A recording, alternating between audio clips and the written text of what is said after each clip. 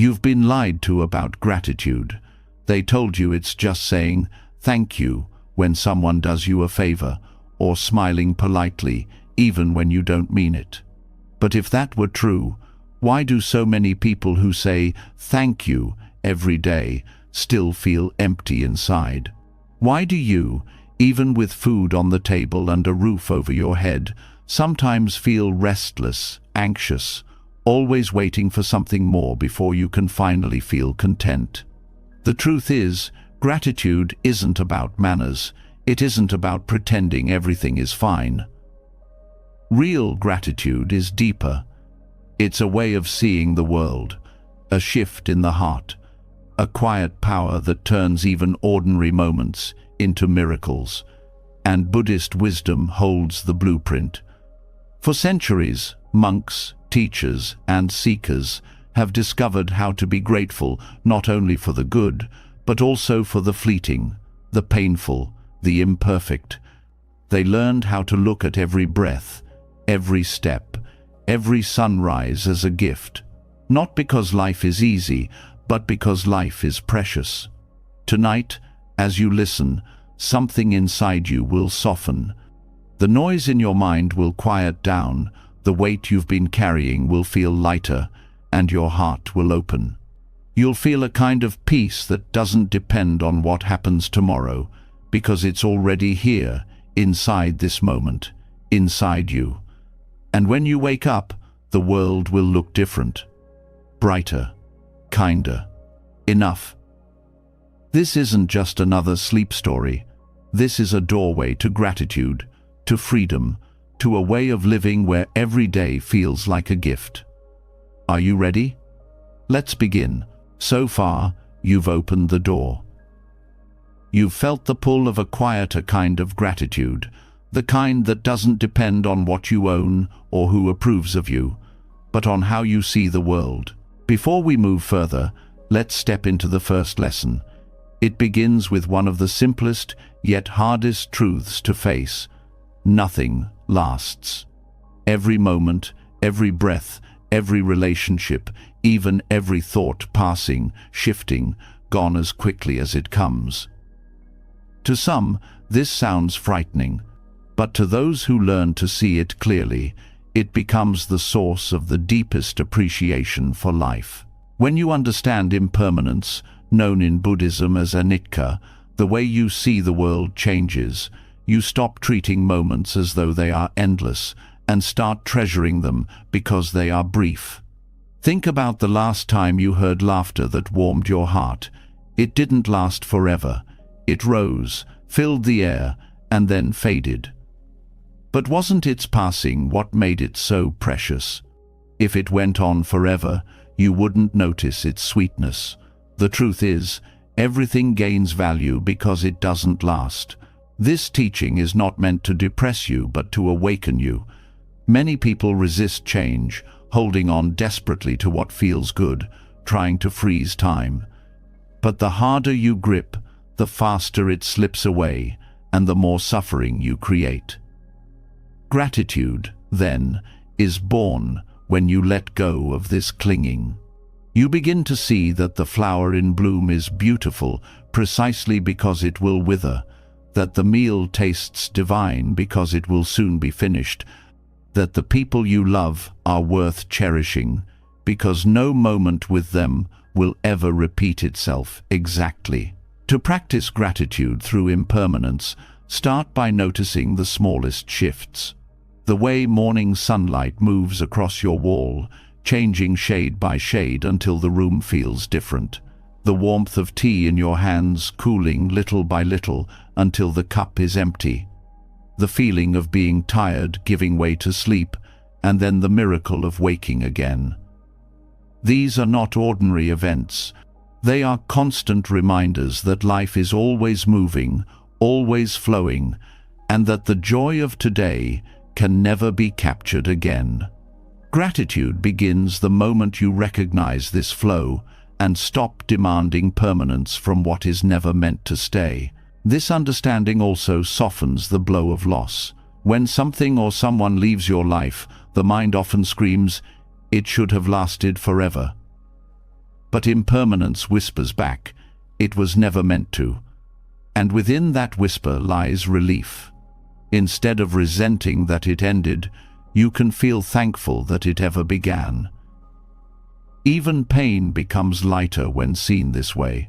The worst heartbreak, the hardest season, even the sharp edge of grief, all of it will pass.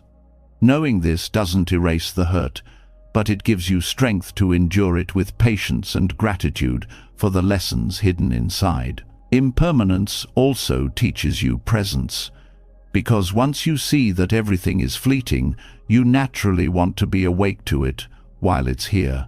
You stop rushing through your meals, you stop half listening to conversations, you stop waiting for later to finally live. You learn to pay attention, not because you're forcing yourself to, but because you understand that this very moment will vanish. How can you not treasure it? When you eat, the flavors won't return in the exact same way. When you hear the rain tonight, tomorrow it will sound different. Even your own emotions are changing, flowing like waves. Gratitude becomes your natural response because you know you're standing in the middle of miracles that will never come back once gone. Anicca also reveals the hidden beauty in endings. Many people fear endings, but Buddhism teaches that without them, beginnings would never arrive. The setting sun is not just the end of a day, it is the promise of another dawn. The falling leaf is not just decay, it is the nourishment for new growth. When you train yourself to see endings in this way, gratitude blossoms even in moments of goodbye. You thank the experience, the person, the chapter of your life, not for lasting forever, but for touching you at all. This shifts the way you live. You stop demanding certainty and start dancing with change. Gratitude, then, is not something you practice only when life feels kind. It becomes your posture toward reality itself. Every new wrinkle on your skin becomes a reminder that you've lived, that time has gifted you experience. Every farewell sharpens your love for those still by your side. Every changing season brings a lesson. Nothing is guaranteed, and that's what makes it worth celebrating. You also begin to let go of comparison. When you know life is temporary, you stop wasting it chasing other people's timelines or clinging to their approval. You see that your journey is uniquely yours, and the shortness of life makes it foolish to spend it living someone else's script. Gratitude arises as you honor your own unfolding, even if it looks different from what the world expects. Each day becomes enough, because you stop measuring it against endless demands for more. And when you connect with this truth deeply, fear starts to fade. Why? Because much of fear is tied to the illusion of permanence. We fear losing what we think should stay forever. We fear endings as if they are unnatural. But when you see impermanence clearly, you realize that change is not an interruption of life, it is life. You can then face uncertainty with a calmer heart, grateful for the chance to experience each stage without expecting it to stay the same. This perspective also changes how you treat people. Knowing nothing lasts, you become kinder. You don't hold grudges as tightly because you know the chance to love someone may be gone tomorrow. You don't postpone forgiveness because you see how fragile time really is. Every word of kindness feels urgent. Every hug feels precious. Gratitude for others doesn't wait for grand occasions. It spills into daily gestures, small moments, simple acts. Even your relationship with your own body transforms. Instead of resenting aging or wishing to be different, you start to appreciate what your body allows you to do right now. Maybe your legs ache, but they still carry you through this day. Maybe your hair has changed, but it carries the years you've survived. Instead of clinging to a past version of yourself, you thank your body for staying with you through every shift, every stage. Living with gratitude for impermanence also strips away boredom. Boredom is the illusion that a moment has no value. But once you see that each moment is passing, boredom cannot exist. Even washing dishes becomes alive when you know this exact arrangement of bubbles, light, and sound will never return. Gratitude wakes you up to the fact that even the simplest action is unrepeatable. Anicca invites you to meet the unknown with open hands. When you accept that tomorrow will not look like today, you stop resisting the flow of life. Instead, you cultivate curiosity. What gift will the next moment bring? This isn't blind optimism. It's the recognition that even in hardship, impermanence guarantees movement. No storm lasts forever. No joy does either, but that only makes each one sacred. Gratitude grows in both directions, thankful that pain will pass, thankful that joy appeared at all. This way of living is not about detachment from life, but deeper connection to it.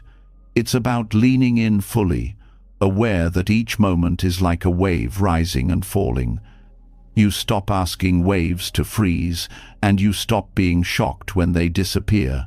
You ride them with presence, you thank them for their rise, and you let them go when they return to the sea. Gratitude becomes the natural rhythm of this ride. The more you live with this awareness, the lighter your heart becomes. You stop filling your life with clutter, both physical and emotional, because you no longer need to cling. You realize that the value of life is not in how much you accumulate, but in how deeply you experience each fleeting moment. Gratitude, then, is not an effort.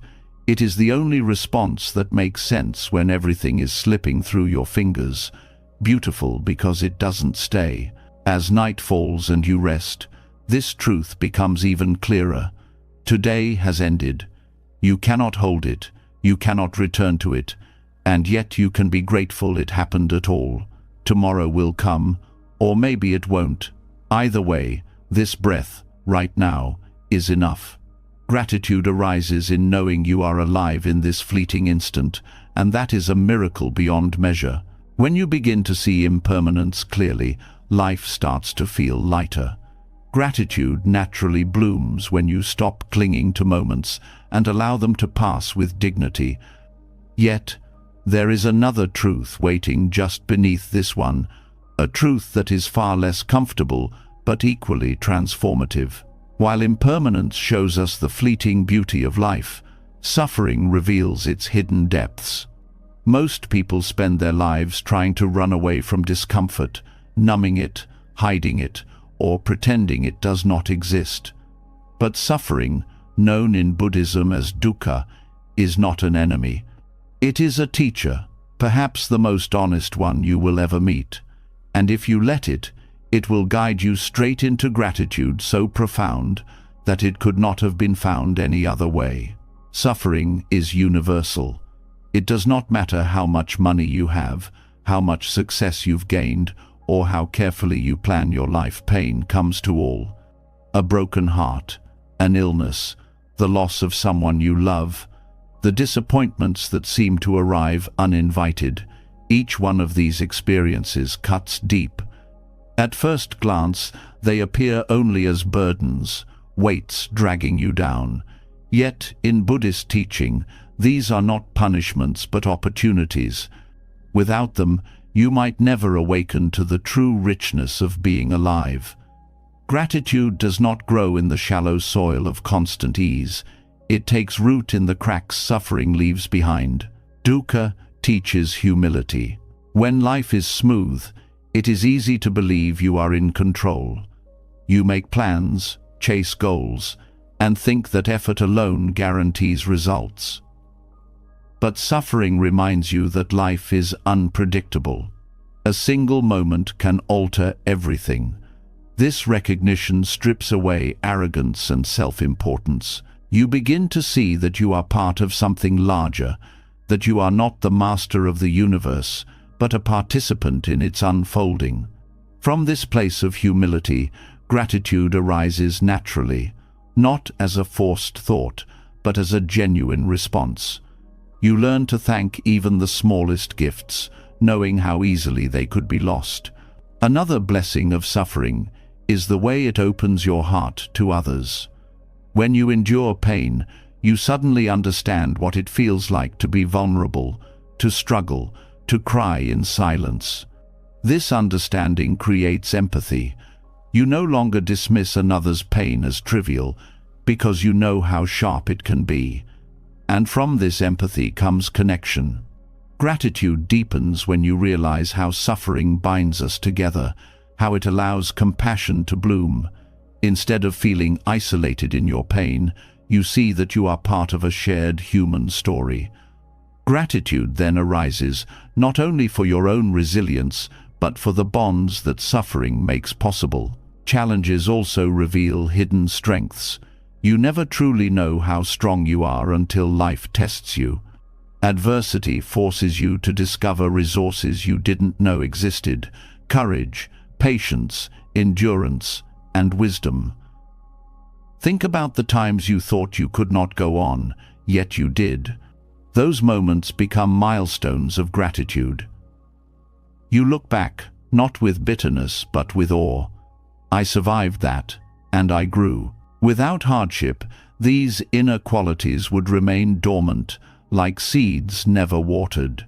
Suffering breaks the ground open so that these seeds can grow. Gratitude arises for the pain itself, because it called forth the best in you. Dukkha also strips away illusions. When everything is comfortable, it's easy to become distracted, chasing possessions, status, or empty pleasures. But when suffering arrives, all those illusions lose their shine.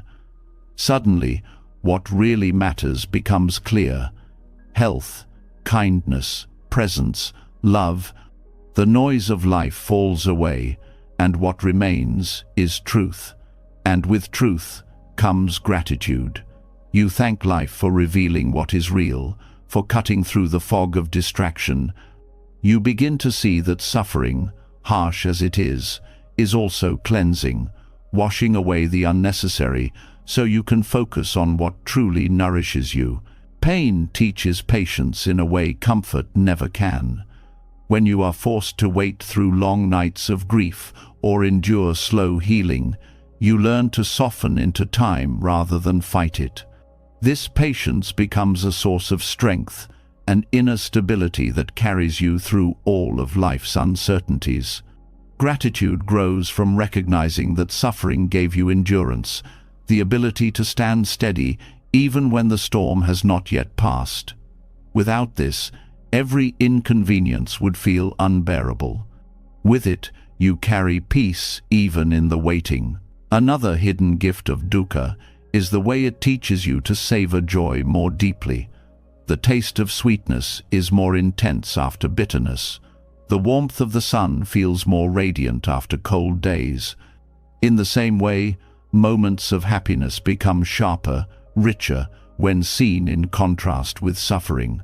Without sorrow, joy would be taken for granted, dulled by repetition. Gratitude expands because you know what it feels like to be without, and that absence sharpens your appreciation when life offers its blessings again.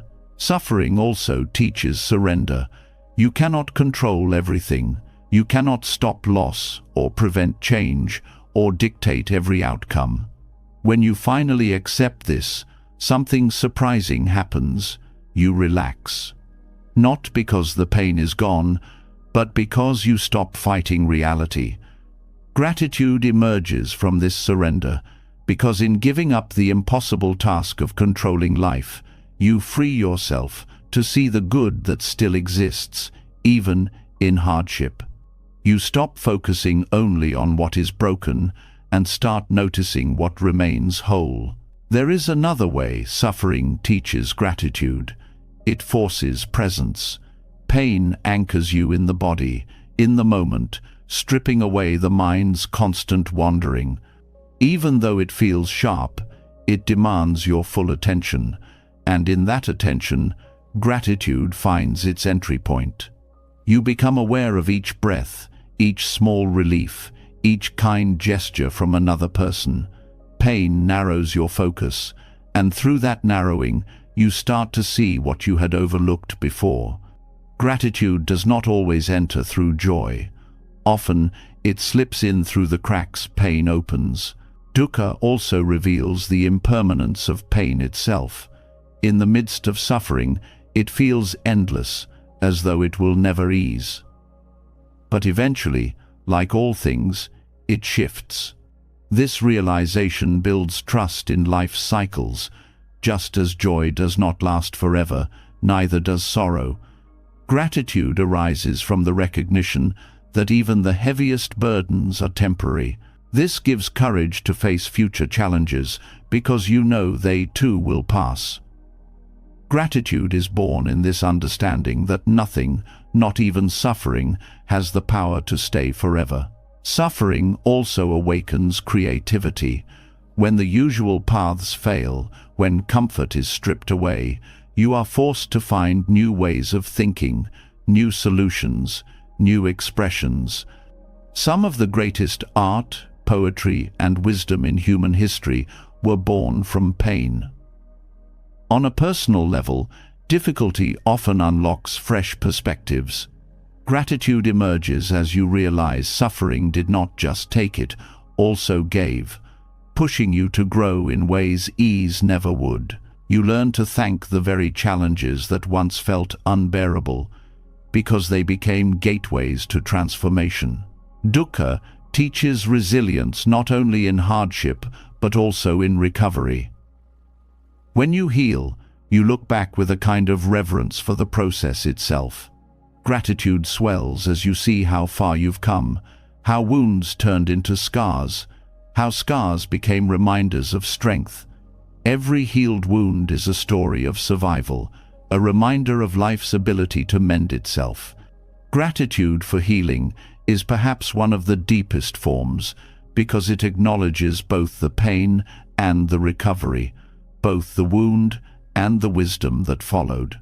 There is also a profound gratitude that arises for the helpers suffering brings into your life. Pain often draws out the kindness of others, a friend who listens, a stranger who offers support, a family member who stands beside you. These moments of care shine more brightly against the backdrop of suffering. Gratitude grows not just for the relief they provide, but for the reminder that even in darkness, humanity carries light. Suffering reveals generosity, patience, and love in the people around you, and that revelation becomes a source of lifelong thankfulness. Finally, suffering teaches you that gratitude itself is not fragile. It does not depend on perfect conditions. In fact, it thrives in imperfection. Even when life hurts, even when things fall apart, gratitude is still possible. It does not deny pain, but grows alongside it. You learn to say, "This hurts, and I am grateful for what it teaches me." That paradox is the true blessing of dukkha. Gratitude no longer becomes a mood that depends on good days, but a way of seeing that transforms every day, even the hardest ones, into a field of hidden gifts. As you let this truth settle into your heart, you begin to see that suffering is not a curse, but a path. It deepens you, softens you, strengthens you, and connects you. Gratitude is not something you find despite pain, but something you discover because of it, and this discovery changes the way you walk through life. Instead of resisting hardship, you meet it with open eyes, ready to learn, ready to grow, ready to uncover the blessings waiting within. And now, having seen how even suffering can become a source of gratitude, the path opens further. The next step reveals not just your own lessons, but the countless connections that make your very existence possible. Gratitude expands beyond personal experience into the vast web of life that sustains you. Each thread of that web carries you, unseen yet essential, and recognizing it brings a whole new depth to being grateful for today. When suffering is understood as a teacher, gratitude begins to flow even in the darkest valleys of life. You start to see that pain itself can open the heart, making it more tender, more aware, and more alive to the truth that nothing exists on its own. The hardship you endured did not shape you in isolation. Every breath you took while surviving, every word of comfort you received, every resource that allowed you to keep going, all of it came from connections greater than yourself. This is where the teaching of Into Being comes alive, showing that gratitude does not stop with your own resilience, but extends outward into the vast, unseen web that supports you at every moment. Your very existence today is not a single achievement. It is the result of countless beings and causes that converge in this instant. Think of the meal that gave you strength this morning. The food on your plate carries with it the work of farmers who planted seeds, the rain that fell from distant clouds, the soil enriched by generations of decayed leaves, the sun that traveled millions of miles to feed the plants, and the workers who harvested and transported it. When you pause to see this network, gratitude swells. Eating is no longer ordinary. It becomes an act of receiving a universe of care. Even the air in your lungs is a gift of Into Being. Trees, grass, and unseen forests far away release oxygen, without which you could not survive. In turn, your breath nourishes the very plants that sustain you. You are not separate. You are in constant exchange with the world, and gratitude grows when you recognize that every breath you take is shared. Breathing itself becomes a moment of thankfulness for the unseen collaboration of all life. Consider your body, the strength in your muscles, the beating of your heart, the clarity in your eyes. None of these belong only to you. They are the inheritance of countless ancestors who endured, survived, and passed their lives forward. Your DNA is a living record of struggles, victories, and love that shaped you before you even opened your eyes to this world. To live with gratitude for Into Being is to thank those who came before, not in abstract reverence but in real recognition that their lives still pulse within you today. This truth also appears in the simplest tools of daily life. A glass of water is not just water, it is rivers, rainfall, pipes, engineers, and communities that built the systems to carry it to you.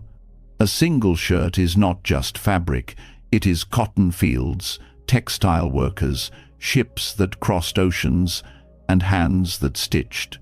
When you see this, gratitude shifts from something occasional to something constant, because you realize that nothing you touch is truly separate from others.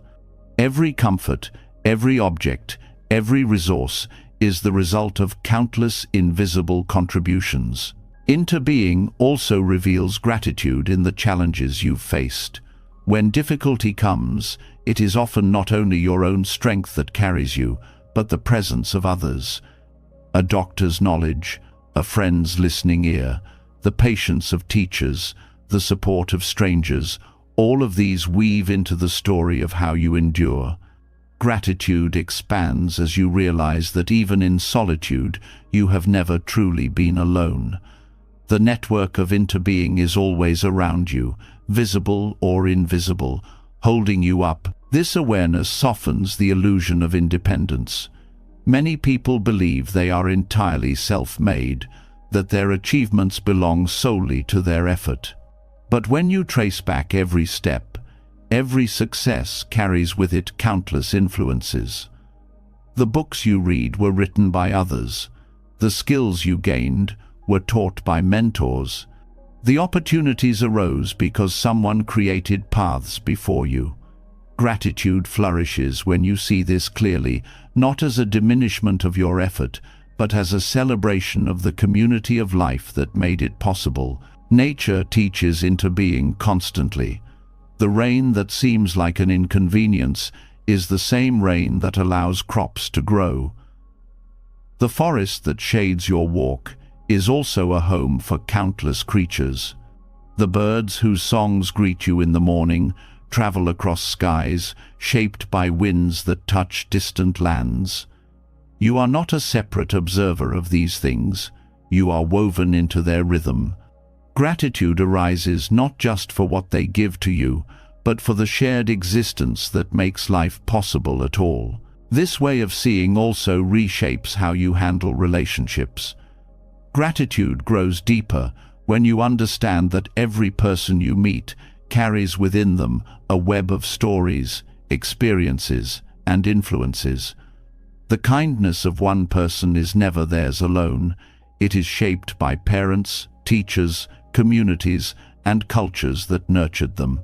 Even conflicts can reveal interbeing, showing how the behavior of one person is often the echo of countless factors, many unseen. Gratitude blossoms when you see the complexity of others, appreciating the unseen forces that shape each encounter. Your thoughts and emotions also arise through interbeing. The music you hear stirs feelings because of the artists who created it, the traditions that shaped it, the instruments built by skilled hands. A single idea in your mind may have roots in books you read, conversations you had, or the influence of people you will never meet. Gratitude arises when you stop claiming your inner world as only yours and recognize the endless threads that weave into your consciousness. Technology is another reminder of this web. The phone in your pocket is not a single object, but a global effort of miners, designers, engineers, and workers across continents. The electricity that charges it comes from power plants, rivers, fuels, or windmills, all connected. Even your ability to read these words is part of interbeing, a language shaped over centuries, literacy taught by others, devices created by countless minds. Gratitude becomes overwhelming when you see how many lives converge in something as simple as turning on a screen. Interbeing also teaches you to value what seems small. A bee pollinating a flower far away may contribute to the fruit you eat months later. An unseen worker repairing roads makes it possible for you to travel safely. A stranger donating blood may one day save the life of someone you love. Gratitude expands as you recognize that your well-being rests on countless acts of service you may never witness, offered by people and beings who do not even know your name. Seeing this web clearly also reduces loneliness. When you feel disconnected, remembering interbeing reveals that you are never truly separate. The warmth of the sun touches your skin, the ground holds you steady, the food you eat carries the care of farmers you will never meet. Gratitude arises from realizing that isolation is only an illusion. In reality, you are in constant relationship with the entire world. This awareness also inspires responsibility. When you see how deeply connected everything is, gratitude compels you to care for what sustains you. You begin to thank the earth, not only in words but in action, choosing to live with less waste, to protect water and soil, to honor the cycles that make your life possible. Gratitude is no longer passive. It becomes active stewardship, a way of giving back to the web that has given you everything. Gratitude through interbeing also reshapes time. The present moment is not isolated. It carries within it the past and the future. Every step you take is shaped by history, and every choice you make influences what is to come. You are both the result of countless causes and a cause yourself, creating ripples that extend outward. Gratitude grows when you honor this position, thankful for the inheritance you've received and mindful of the legacy you are creating. Even suffering gains new meaning when seen through interbeing. The hardships you endure may one day strengthen someone else, your story becoming a source of guidance. Gratitude then arises not only for what you receive, but for the chance to contribute to the web. Your pain, transformed into wisdom, becomes part of the support others will rely on. Into Being reveals that gratitude is not only about what flows to you, but also about what flows through you to others. Everywhere you look, the teaching of Into Being points back to the same truth. Nothing exists alone. The leaf is not separate from the tree is not separate from the soil is not separate from the rain. You are not separate from any of it. Gratitude becomes not a practice you must remember, but a natural response to seeing reality clearly. When you see the web of life, you cannot help but give thanks, because you recognize that everything around you is already giving itself to you. As this awareness deepens, life transforms. Meals become sacred, breaths become blessings, relationships become mirrors of countless lives intertwined. Gratitude is no longer reserved for rare moments of joy. It becomes the way you meet every moment, because every moment is supported by an infinity of causes.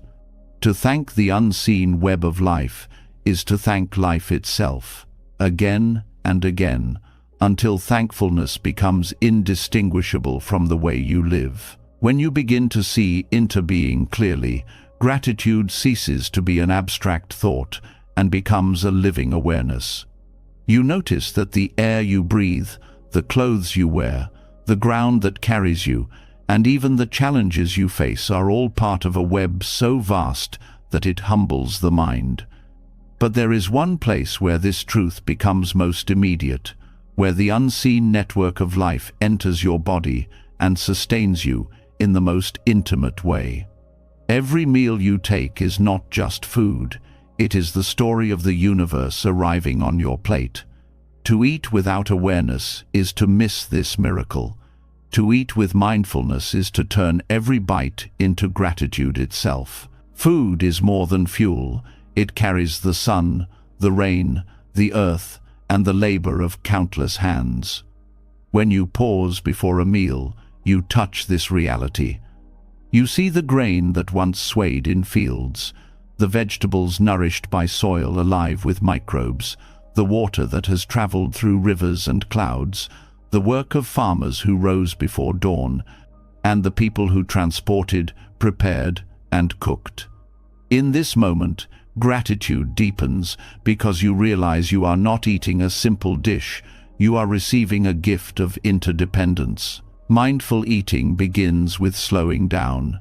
In a world that glorifies speed, meals are often rushed, taken while scrolling on screens, or consumed in silence without thought. Yet when you choose to eat slowly, the act transforms. You begin to taste the layers of flavor, notice the textures, feel the warmth of soup or the crispness of fruit. Gratitude grows, not because the food is extraordinary, but because your attention is. The ordinary becomes sacred when you stop to notice it fully. Awareness at the table also teaches respect. When you truly see the effort behind your meal, waste becomes unthinkable. A discarded grain of rice is not just a grain, it is the sweat of a farmer, the generosity of the earth, and the energy of the sun. Gratitude teaches you to honor food by taking only what you need and receiving it with reverence. This respect extends beyond the meal into your whole way of living, shaping a deeper care for resources, for nature, and for all beings who make life possible. Mindful eating also reconnects you to your body. Often people eat while distracted, numbing emotions or filling emptiness without listening to the body's signals. But when you eat with awareness, you notice hunger as it rises, fullness as it arrives, and satisfaction when the body feels nourished. Gratitude flows when you realize your body communicates so clearly, asking only for balance. You begin to thank your body for guiding you, for digesting, for turning food into energy, for sustaining your life without needing your command. The practice also reveals how deeply emotions are tied to food. A bite of a family recipe may awaken memories of childhood. A scent may recall loved ones, and a simple cup of tea may soothe after a difficult day. Food becomes more than taste. It becomes a connection to time, to people, to experiences. Gratitude grows as you recognize these emotional threads, thanking not just the flavor but the memories, not just the nourishment but the love carried through meals. Eating with mindfulness also reshapes relationships. When you share a meal, you are not just sharing food, you are sharing gratitude. Conversations at the table become deeper when you are fully present, listening with the same attention you give to your food. Gratitude here is not silent. It is expressed through appreciation of company, through recognition of the effort someone put into cooking, through the joy of togetherness. Meals become ceremonies of connection, each bite binding people closer through shared presence. Gratitude through eating also awakens compassion. Many meals come through the labor of people who are unseen and often underappreciated. To eat mindfully is to remember the worker bent in the fields, the driver on the road, the cook in the kitchen. This awareness can inspire a desire to honor their effort, not only with words, but with choices, supporting fair trade, reducing waste, giving thanks for their unseen hands. Gratitude then becomes a bridge between you and those who made your nourishment possible, even if you never meet them. Food also reflects the seasons. A ripe fruit in summer, a warm stew in winter, fresh greens in spring, all carry the rhythm of the earth. When you eat in awareness, you taste not only the food, but the time of year, the cycles of nature that provide abundance. Gratitude here expands into a sense of belonging. You are part of the seasons, moving with them, receiving their gifts. Each meal becomes a reminder of the earth's generosity, a chance to align yourself with its natural flow. Mindful eating brings clarity about consumption itself. You start to see that food is not endless, that its abundance is fragile, dependent on balance in ecosystems and fairness in distribution. Gratitude then becomes inseparable from responsibility. You cannot be truly grateful while also careless, and so gratitude invites mindful choices, eating less meat to ease strain on the earth, choosing local foods to honor the land around you, or simply valuing what you already have instead of demanding more. The act of chewing becomes meditation.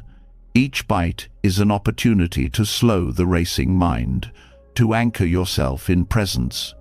You feel the texture, the transformation from solid to nourishment, the simple act of swallowing. Gratitude for food merges with gratitude for the stillness it offers, the way it grounds you in now. Meals cease to be interruptions in the day, they become pauses of clarity, like bells calling you back to awareness. Gratitude also arises from realizing that food carries stories beyond your own. A spice from a distant country holds centuries of trade and tradition. A grain cultivated over generations reflects the perseverance of farmers who adapted to changing climates. Every meal is history served on a plate, culture and heritage woven into flavors. To eat mindfully is to honor these stories, to thank not only the food, but the countless lives and centuries that shaped it. There is also the gift of healing. Food restores energy after exhaustion, soothes the body when sick, and can even comfort the spirit in sorrow. When you pay attention, you see that nourishment is not mechanical, it is deeply caring. A bowl of soup when unwell, a cup of tea after grief, or bread shared in community, these are acts of healing made visible. Gratitude expands when you recognize that food has always been medicine, always been a source of renewal offered by life itself. In this practice, even silence is transformed. Eating without words, without distractions, allows you to meet your food directly. Each moment becomes full, complete, unbroken by noise. Gratitude deepens in this silence because you hear the food with your senses. You hear the crunch, the sip, the rhythm of chewing. Silence becomes a teacher, reminding you that gratitude does not need elaborate rituals. It arises when you meet life as it is. Mindful eating also reveals impermanence in a new way. Each bite disappears as it nourishes you. Each flavor fades. Each plate empties. Far from being sad, this impermanence makes the meal precious. Gratitude is heightened because you know it will not last. The sweetness of fruit, the warmth of bread, the aroma of spices all vanish, leaving only the memory and the energy they give. To thank them in their passing is to thank life itself for its constant giving. Eating mindfully even changes how you view hunger. Instead of treating it as discomfort to be silenced, you begin to see hunger as the body's way of reminding you of your dependence on life. Gratitude grows for the hunger itself, because it shows you what sustains you. It keeps you connected to the rhythm of needing and receiving. When food arrives to meet hunger, the gratitude doubles, thankful for both the reminder and the fulfillment. This practice also touches the heart with simplicity. A humble meal, when eaten mindfully, can bring more gratitude than a feast consumed in distraction. It is not the richness of the food, but the richness of attention that awakens thankfulness. A simple bowl of rice, a slice of bread, a piece of fruit when seen fully, these become treasures. Gratitude teaches you that enough is not a matter of quantity, but of awareness. Through mindful eating, gratitude is no longer confined to special moments. It becomes daily, ordinary, woven into the rhythm of life. Breakfast, lunch, and dinner are transformed into reminders of connection, generosity, and care. Gratitude becomes as regular as breathing, each meal a chance to remember that you are held by a world that continually gives itself to you. And from here, the path of gratitude widens even further. Once you learn to find thankfulness in food, in breath, in every ordinary moment, you discover that joy does not come from adding more, but from seeing more clearly what is already here. The next step reveals how the simplicity of life itself, lived without excess, holds a secret abundance waiting to be uncovered. When every meal is met with gratitude, life itself starts to slow down. Food no longer feels rushed or unnoticed. It becomes a reminder that the smallest details carry the greatest depth. From this awareness, it becomes clear that joy is not found in what is added, but in what is stripped away. The heart begins to crave simplicity, a rhythm of living that allows space for gratitude to breathe. This is where Buddhist monastic life offers a profound lesson. Far from being austere deprivation, its simplicity reveals an abundance most of the world overlooks. In the quiet order of monastic rhythms lies a joy so deep that it transforms how you see everything you already have. Monastic life is built on patterns of mindfulness, rising early with the sun, moving through the day with deliberate steps, balancing work, rest, and meditation. All of this cultivates stability. Gratitude arises not from novelty, but from constancy. The repeated actions, done with full attention, turn ordinary moments into treasures. Washing a bowl, sweeping a floor, chanting a verse, each act is both practical and sacred. In this rhythm, life stops feeling scattered and begins to feel whole. Gratitude flows naturally because you finally see that every small act is already enough. Simplicity also reveals freedom.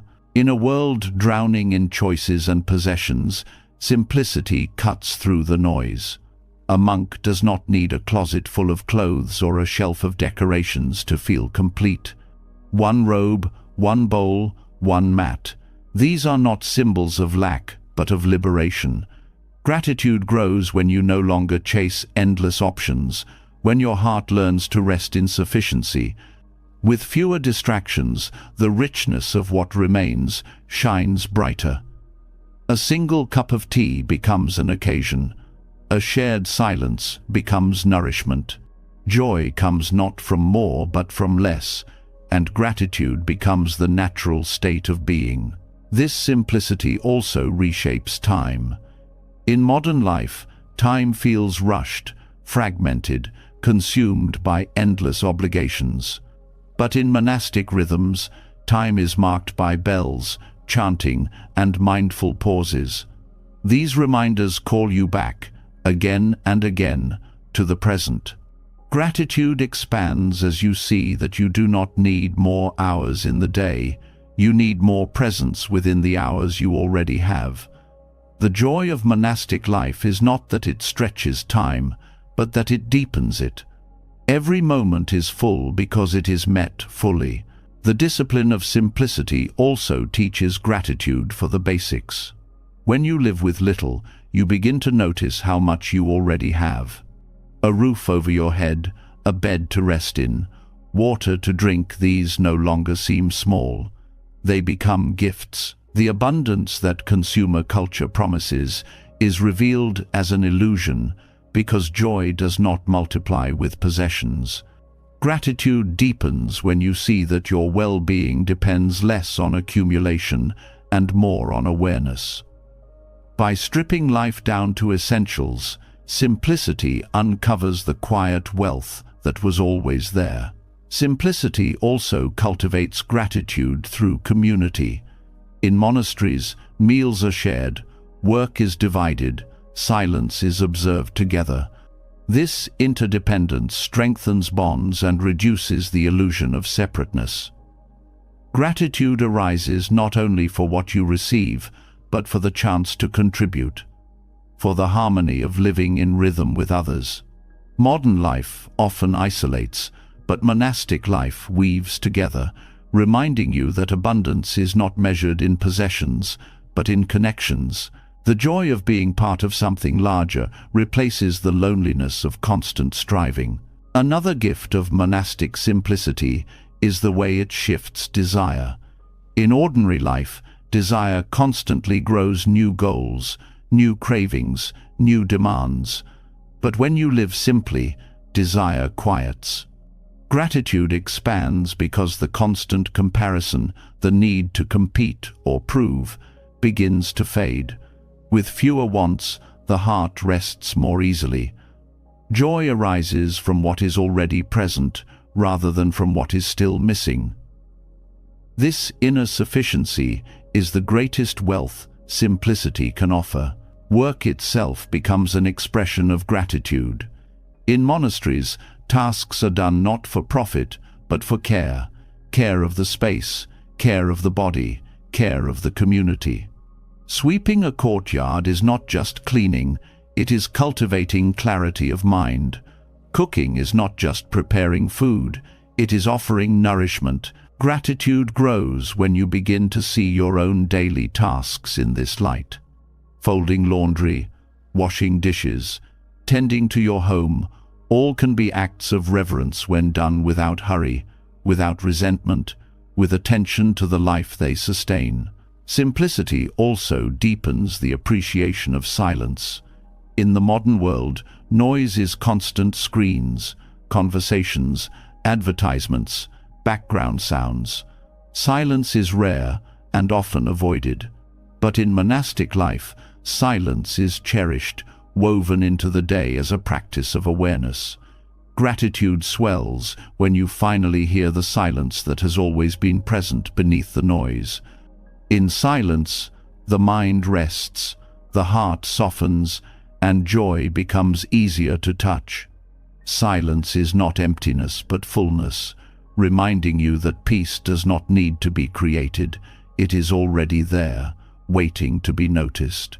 The simplicity of monastic rhythms also nurtures gratitude for the body. Rising early, eating mindfully, walking slowly, meditating, all of these honor the body's natural rhythms. There is no rush to exhaust or exploit it. Gratitude grows when you see how your body responds to this care: more energy, more clarity, more peace. You begin to thank your body not only for carrying you through hardship, but for being the very ground of your practice. Monastic life reminds you that caring for the body is not indulgence but reverence, a way of honoring the gift of being alive. Simplicity teaches gratitude for nature in profound ways. Without the distractions of excess, the natural world becomes vivid. The sound of rain, the warmth of sunlight, the sight of a tree swaying in the wind, these are no longer background noise but central experiences. Gratitude swells as you reconnect to rhythms older and wiser than your own, realizing that joy does not need entertainment when the world itself is already full of wonder. Monastic simplicity is not escape from life. It is deeper immersion into its raw beauty. Living with little also teaches adaptability. When you rely less on external conditions for happiness, you become more resilient. Gratitude arises from realizing how little you truly need to be well. A simple meal can sustain you. A quiet space can bring peace. A single robe can clothe you. This resilience transforms the way you meet change, because you are no longer dependent on fragile comforts.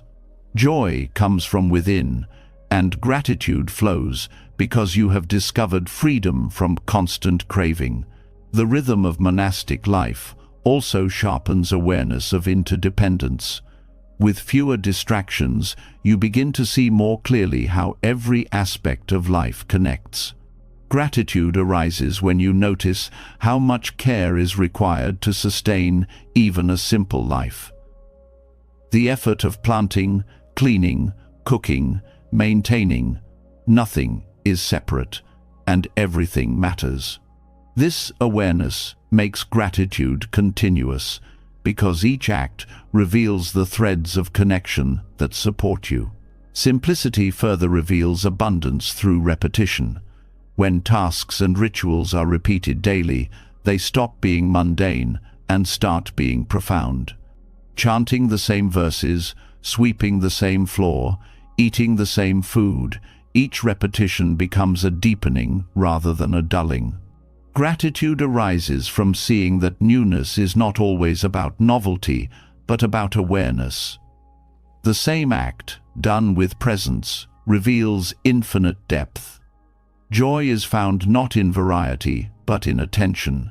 The practice of simplicity also reveals how much suffering is created by excess. Too many choices, too many possessions, too many distractions. These overwhelm rather than satisfy. Gratitude expands when you release them and discover how much lighter life feels. The joy of simplicity is not about deprivation, but about clarity. You see more clearly, feel more deeply, live more freely. Gratitude becomes your natural state because you are no longer burdened by what is unnecessary. Monastic rhythms also highlight the power of consistency. Gratitude is not found in grand gestures, but in steady practice. Daily meditation, mindful work, simple meals, each builds a foundation of stability. This constancy teaches you that joy is not a sudden gift, but a steady cultivation. Gratitude arises because you see how these small, repeated actions create a life that feels full, grounded, and peaceful. The joy of simplicity also reveals itself in contentment. When you stop searching endlessly for the next thing, you begin to rest in what is here. Contentment is not resignation, but appreciation. It is the quiet joy of realizing you have enough right now. Gratitude grows in this realization because you are no longer trapped in longing. You see that life already holds abundance, and that abundance is revealed only when desire becomes quiet. Through simple monastic rhythms, gratitude becomes inseparable from daily life. Every bell, every breath, every step becomes a reminder Joy arises not from adding more, but from stripping away what hides the truth. Gratitude, then, is not occasional but constant, not dependent but steady. The abundance revealed by simplicity is not hidden in distant places. It is here, in the life you already live, waiting for you to notice. And from here, the journey continues. Once you taste the joy of simplicity, you begin to see gratitude, even in the most basic miracle of life, the breath itself. Each inhale becomes a gift, each exhale a release, and the rhythm of breathing becomes the first and most enduring teacher of gratitude. Simplicity in monastic rhythms uncovers a hidden wealth in what already surrounds you.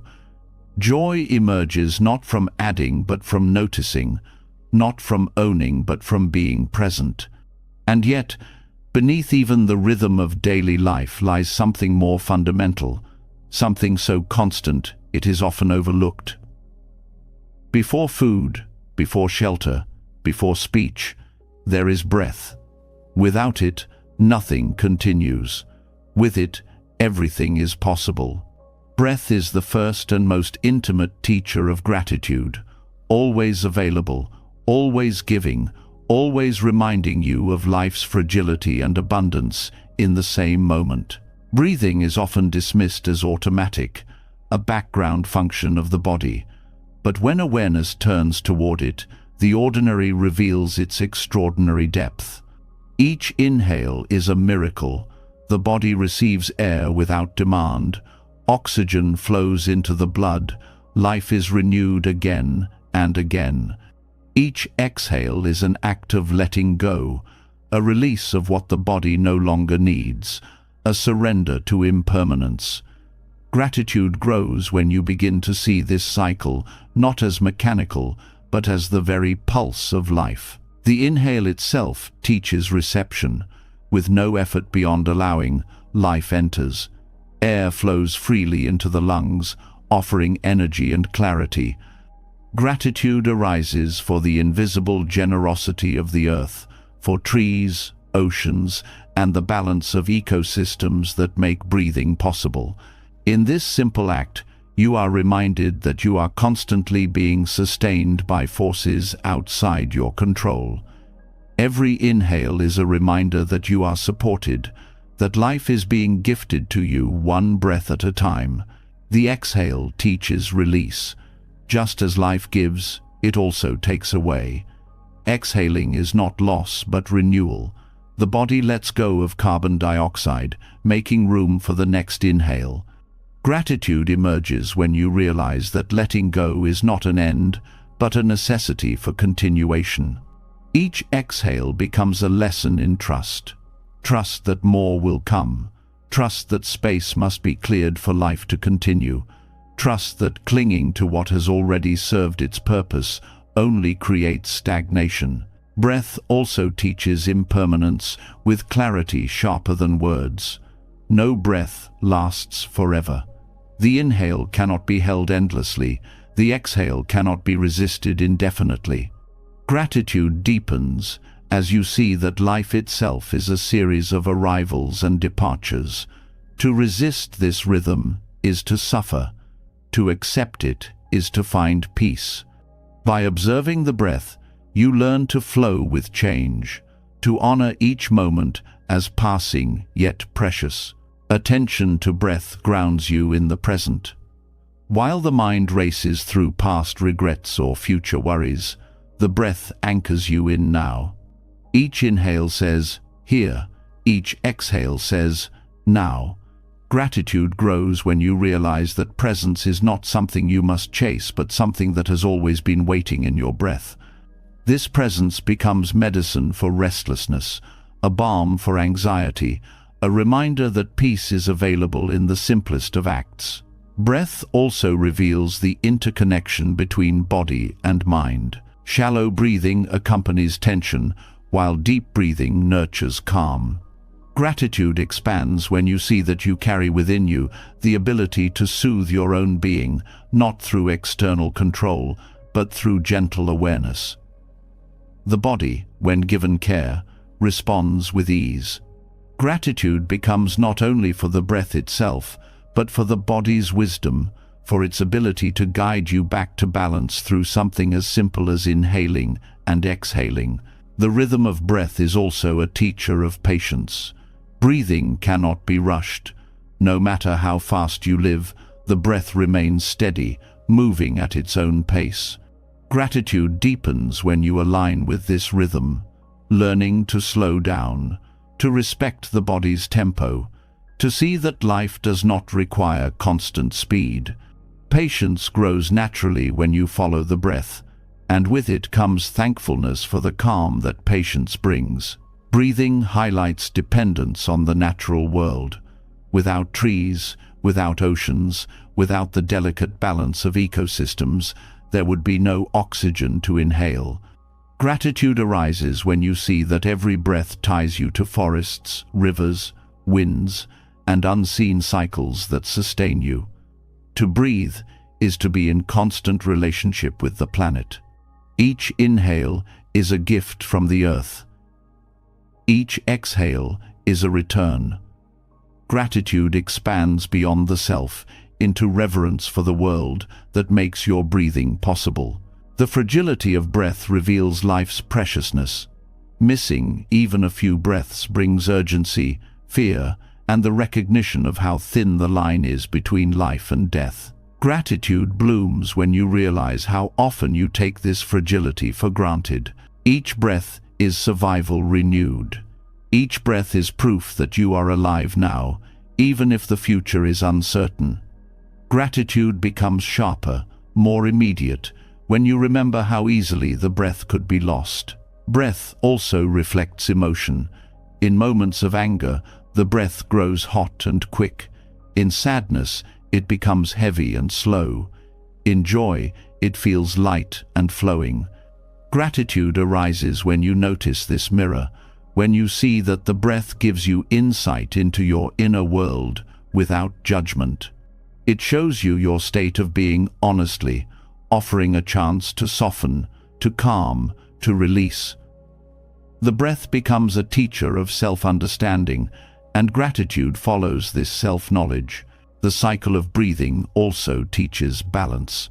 Inhale and exhale, receiving and releasing, filling and emptying, neither can dominate. Gratitude emerges when you see that life thrives not in extremes, but in rhythm. Breath shows you that balance is not static but dynamic, a constant movement between opposites. Gratitude for this balance deepens as you learn to apply it beyond the body into relationships, choices, and the flow of life itself. Breathing is also communal. When you breathe, you share the same air with all beings. The exhale of one becomes the inhale of another. Gratitude arises when you recognize that you are always in exchange with others, human and non-human, near and far. You are never truly separate. Each breath is a bond, invisible but real, connecting you to the world. Gratitude then becomes not only personal but collective, honoring the shared breath of all life. Awareness of breath can also transform suffering. In moments of pain or fear, focusing on the breath steadies the mind. Even when the body struggles, the breath offers grounding, a way to remain present with what is difficult without being overwhelmed. Gratitude grows from the recognition that breath is always available as a refuge, a constant companion that supports you in silence. Breath reveals generosity. No one owns the air. It is given freely, without discrimination, sustaining every being equally. Gratitude arises when you reflect on this, recognizing that life itself is built on generosity far greater than human control. The breath is a daily reminder that abundance is not found in ownership, but in sharing. Gratitude deepens when you embody this truth, choosing to live generously in return. The practice of observing breath also teaches discipline. Returning again and again to the inhale and exhale strengthens attention. The mind wanders, but the breath is always there, waiting. Gratitude grows when you see that you need not chase stability in distant places. It is already available in the breath that rises and falls within you. Discipline born of breath is not harsh but gentle, a practice of returning, of beginning again, endlessly supported by life itself. Every breath also carries memory. The air you breathe today has cycled through forests, oceans, mountains, and the bodies of countless beings before you.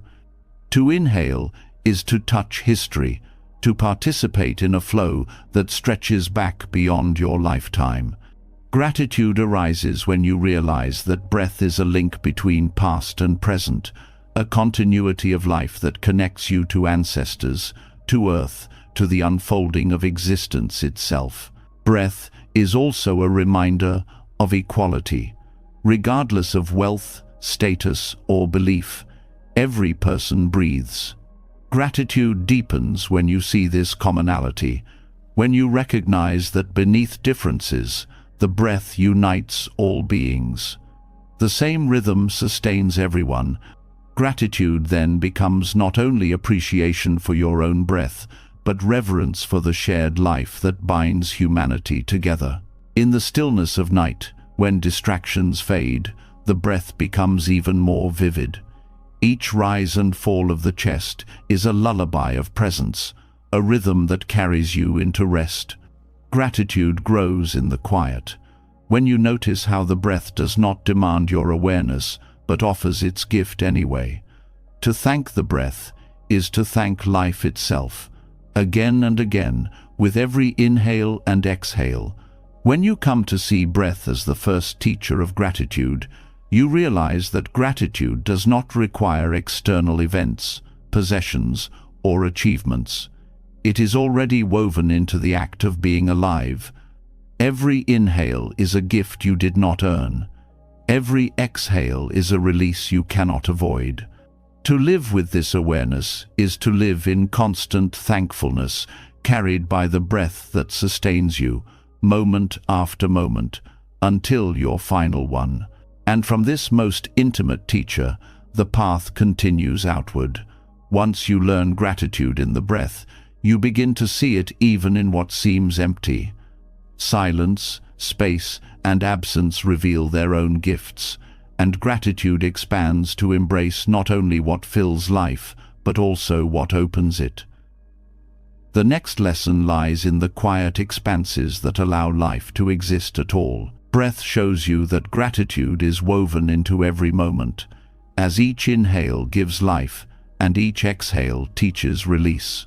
Yet, behind breath itself lies something even more subtle, something that is easy to overlook precisely because it appears empty.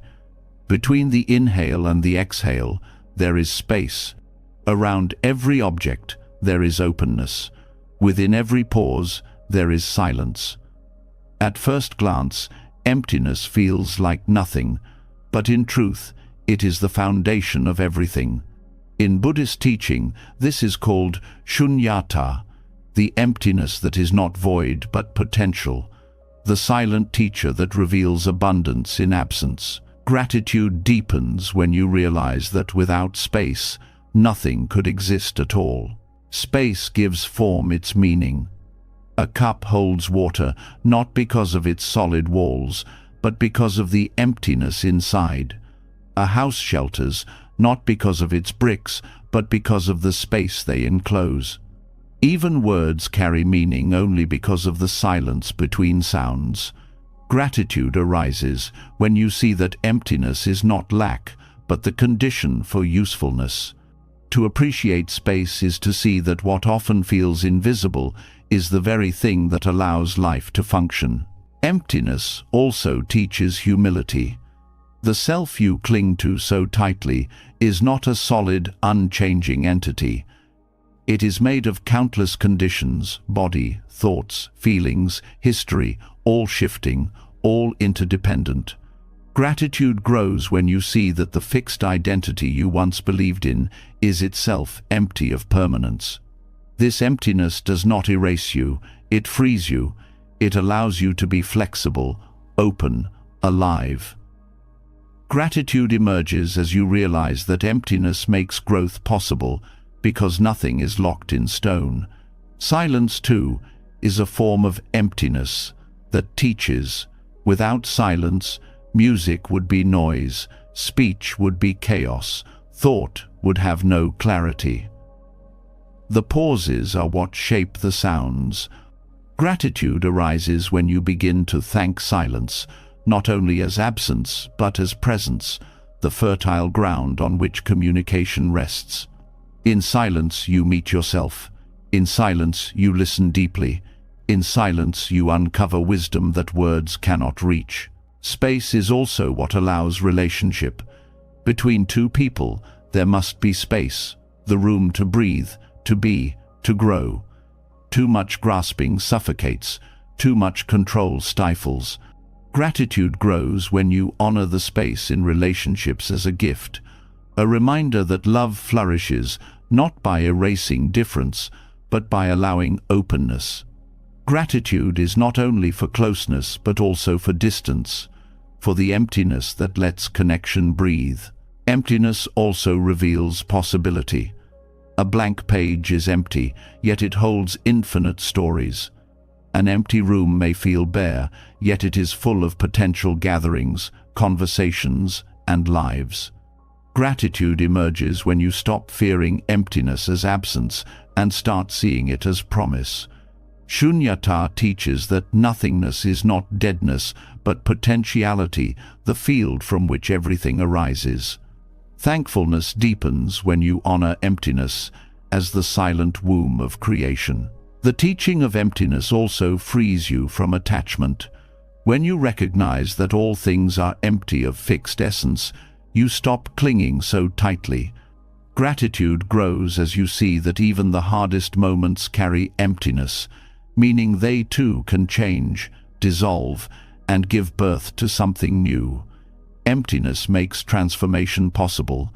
Gratitude arises not only for the forms that appear, but for the openness that ensures they can never trap you forever. Space in your life is also a teacher. In a world obsessed with filling every moment, emptiness feels uncomfortable. But when you allow gaps, unstructured time, uncluttered rooms, pauses in conversation, you find rest.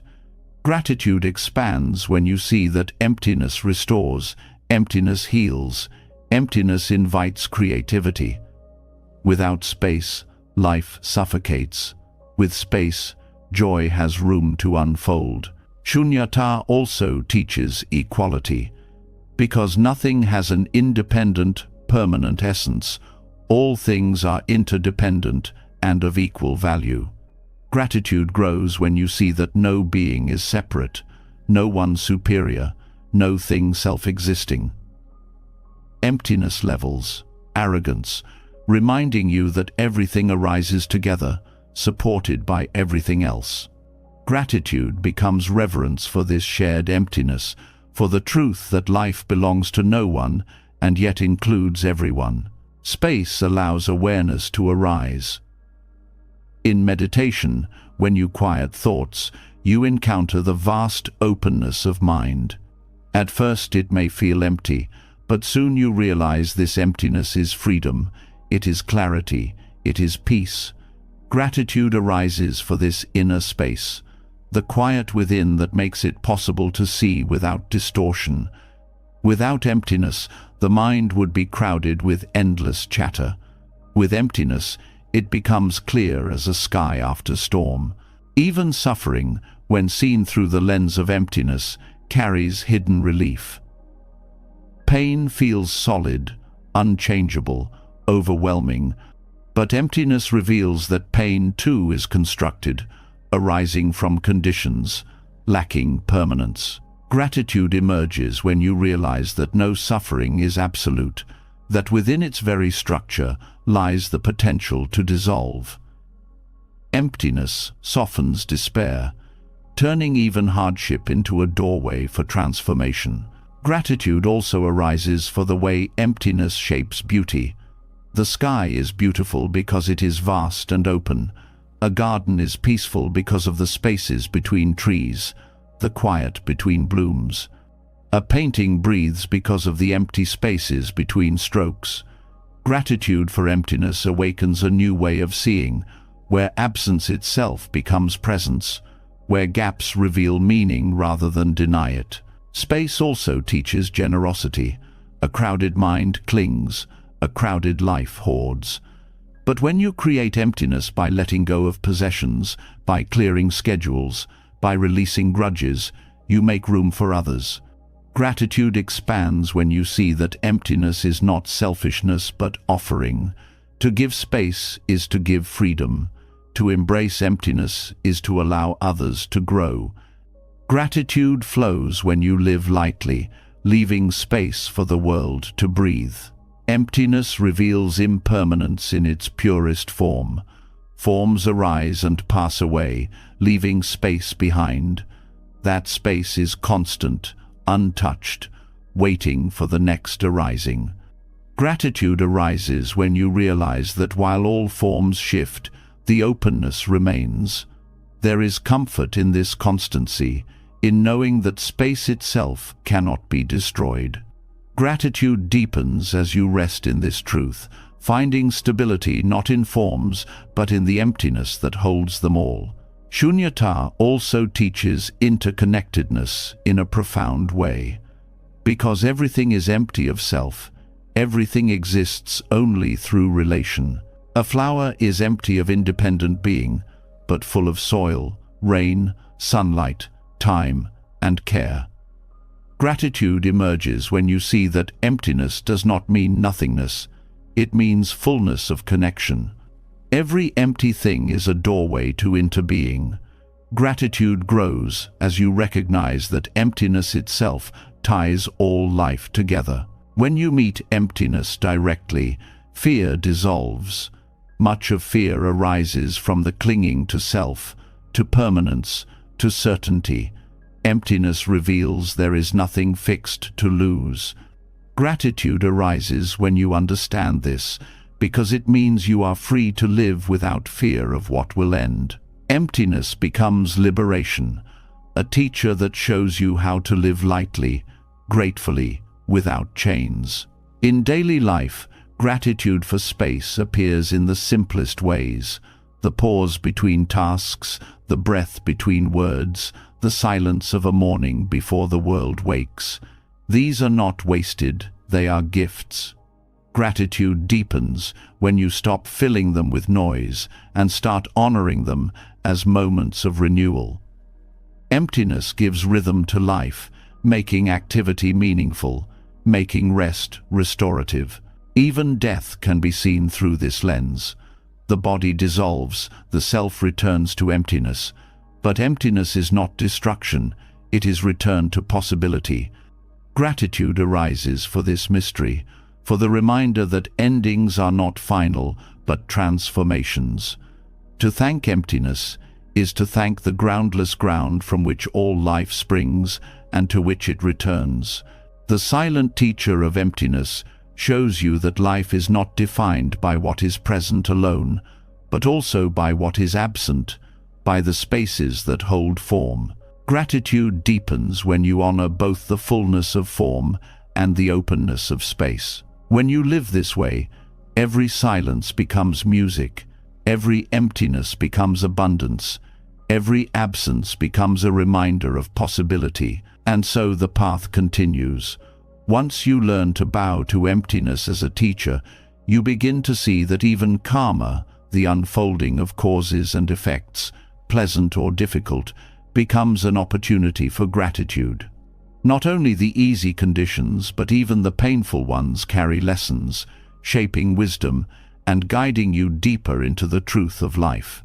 Emptiness reveals itself as the quiet teacher that makes everything possible, showing that what appears absent is often the source of deepest abundance. Yet, life is not only formed by openness and space, it is also shaped by the threads of cause and effect, the invisible patterns we call karma. Every thought, word, and action leaves traces, and those traces return in ways both gentle and difficult.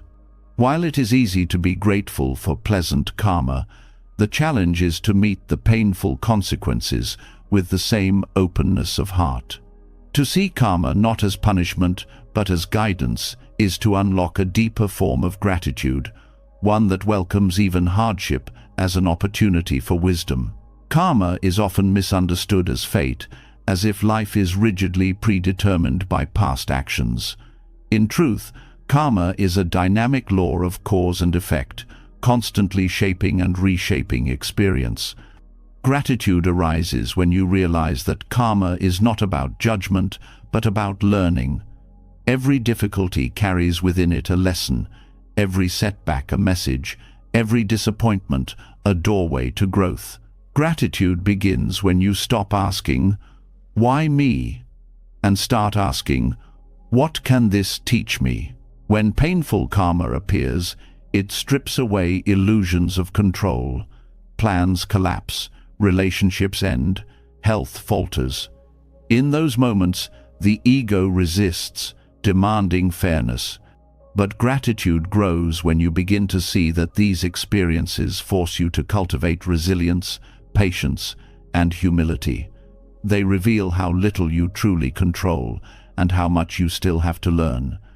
Gratitude arises not for the suffering itself, but for the wisdom it calls forth. Difficult karma also exposes the patterns you carry. Perhaps it shows you anger that repeats, attachments that cling, or fears that dictate choices. Without challenges, these patterns might remain hidden, quietly shaping your life. Gratitude deepens when you recognize that painful karma acts as a mirror, reflecting back the habits that need attention. Without this reflection, growth would stagnate. Thankfulness comes when you realize that the discomfort is pointing directly to the places where freedom is possible. Another blessing of karma is its reminder of responsibility. Every action matters. Harsh words ripple outward. Kindness does too. Gratitude grows when you see that you are not powerless but continually creating conditions for your future. Even when past actions bring hardship, you can plant new seeds through mindfulness and compassion. Gratitude arises from this empowerment, from knowing that today's choices can soften tomorrow's difficulties. Karma also teaches forgiveness. Often, the hardest lessons come not from strangers, but from those closest to you. Betrayal, conflict, and misunderstanding all sting deeply. Gratitude begins when you see these experiences as part of karmic unfolding, not as random cruelty. When you recognize that others too are shaped by their own causes and conditions, forgiveness becomes possible. Gratitude emerges as you release resentment, realizing that even the painful encounter gave you insight into patience, compassion, and the shared struggles of being human. Difficult karma also refines compassion for others. When you experience loss, you understand grief more deeply. When you face illness, you feel tenderness for those suffering the same. Gratitude arises when you realize that your pain connects you to others, making your heart more spacious, more tender. Karma, in this way, turns personal hardship into a bridge of empathy, and gratitude flows for the deeper bonds it creates. There is also a lesson in impermanence within karmic unfolding. No result, however painful, lasts forever. A period of suffering will shift, just as joy does. Gratitude emerges when you remember that karma is fluid, not fixed. Each moment carries the possibility of change, of renewal, of transformation. Even the hardest lessons lose their sharpness with time, leaving behind wisdom in place of pain. Gratitude for karma also grows when you see how it weaves your life into a tapestry larger than yourself. What you experience is not isolated. It is tied to countless interactions across time. Someone else's generosity may have set the stage for your success, just as your past actions ripple into the lives of others. Gratitude deepens when you see karma as interbeing in motion, a reminder that your life is part of a web of countless influences. Karma also teaches surrender. Often, you cannot undo what has been done. You can only meet its results with presence. Gratitude grows when you accept this without bitterness, when you stop resisting what is already here. In surrender, you discover peace not by controlling outcomes, but by aligning with reality. Gratitude arises for this shift in perspective, because it frees you from the exhausting struggle of demanding that life unfold differently than it does. Another gift of karma is the way it teaches discernment. Through experience, you learn which actions lead to suffering and which lead to peace. Gratitude deepens when you realize that even painful consequences sharpen your wisdom, making you more skillful in choices ahead. Karma becomes not a burden, but a teacher, guiding you to live with greater awareness.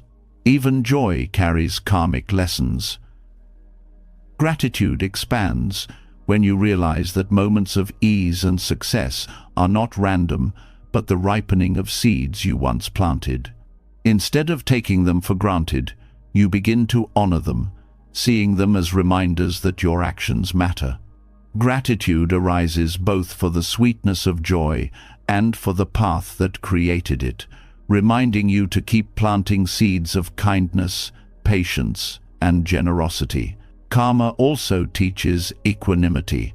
Life brings both pleasant and unpleasant results, and gratitude grows when you stop clinging to one while rejecting the other. By meeting both with balance, you discover peace that is not dependent on constant pleasure. Gratitude emerges for the wisdom that karma offers, teaching you to embrace life's full spectrum without being trapped by it. Through karmic lessons, you also learn humility. When hardships come, you realize you are not exempt from life's laws. Gratitude arises for this humbling because it softens pride and deepens compassion. Humility makes you more open to learning, more receptive to truth, and more connected to others. Karma's difficult lessons often carry this gift, and gratitude grows when you see the value in being humbled. Gratitude for karma deepens when you realize that it shapes your path of practice. Without difficulty, there would be no reason to turn inward, no push to seek wisdom. Many turn to spiritual practice, not because life is easy, but because karma presents pain that cannot be ignored. Gratitude arises for these turning points, even when they come wrapped in hardship, because they awaken the search for truth and freedom. Karmic lessons also invite you to cultivate patience with life itself. Results often ripen slowly, not in the timeline you desire. Gratitude grows when you learn to trust this unfolding, to accept that seeds may take years to bear fruit. Patience becomes gratitude in action, a recognition that life's timing is its own, and that wisdom often emerges only when conditions are fully ready. In reframing karma as teacher, gratitude becomes more stable. It no longer depends on only receiving what you like. It becomes resilient, able to bloom even in difficulty. Gratitude deepens when you see that karma, in all its forms, is not against you but guiding you, always pointing you toward greater awareness, compassion, and balance. When you live this way, karma ceases to be a source of fear and becomes a source of reverence. Gratitude is not just for the sweet fruits but for the bitter ones too, because both nourish growth in different ways. Life's lessons, though sometimes harsh, are always instructive. Gratitude grows when you realize that every experience, pleasant or painful, is part of your unfolding path. And as this gratitude for karma takes root, the journey opens further. Each step you take, each lesson you receive, each seed you plant, connects you more deeply to the earth beneath your feet. The practice of gratitude moves from the realm of thought into movement. into the simple act of walking. The next lesson invites you to recognize that every step is a thank you to the ground that holds you, to the earth that sustains you, to the path that never fails to meet your feet. Karma shows you that every action carries a lesson, every moment a chance to grow. Gratitude blossoms not only in what pleases you, but also in what challenges you, because both are part of the same unfolding path. Yet lessons are not always found in reflection or memory. They can also be discovered in the simplest act of being alive right now. Few practices reveal this more clearly than walking meditation. Each step is a reminder of the earth that holds you, of the connection between your body and the ground, of the life that quietly supports you with every movement. Gratitude deepens when walking is no longer just a way of moving, but a way of thanking. Walking is often treated as a means to an end, a way to get from one place to another. But in mindful walking, the journey itself is the destination. Every step becomes a chance to return to presence, to feel the contact of your foot with the ground, to notice the rhythm of your body in motion. Gratitude grows when you stop rushing past these details and start honoring them. Each step whispers, "I am alive." Each step says, "The earth supports me." Walking becomes prayer, a constant thank you offered to the ground beneath you. The practice begins with awareness of contact. As your foot touches the earth, notice the firmness, the softness, the texture. Gratitude arises for the stability of the ground, for its quiet willingness to carry you without complaint. This recognition brings humility. You realize that no step is possible without the earth beneath. Gratitude becomes embodied, felt not as an idea but as weight and balance, as the ground meeting your body again and again. Walking meditation also slows the mind. The steady rhythm of steps grounds you, drawing attention away from restless thoughts into direct experience. Gratitude grows when you realize that the earth itself anchors you, calming your mind not through effort, but through its steady presence. Each step becomes a reminder that peace is available, that you are already supported, that you do not need to run anywhere to find it. This practice also teaches reverence for the body. Walking reveals muscles, balance, breath, coordination, all working together to carry you forward. Gratitude arises for legs that move, for lungs that expand with effort, for the body's quiet strength. Even if there is pain or stiffness, gratitude grows when you see that your body continues to serve you, step after step, without demanding recognition. Walking meditation transforms movement into appreciation for the gift of embodiment itself. Each step is also a reminder of interconnection. The earth beneath your feet is not inert, it is alive with history, with minerals from ancient mountains, with soil that once held forests, with the ashes of ancestors.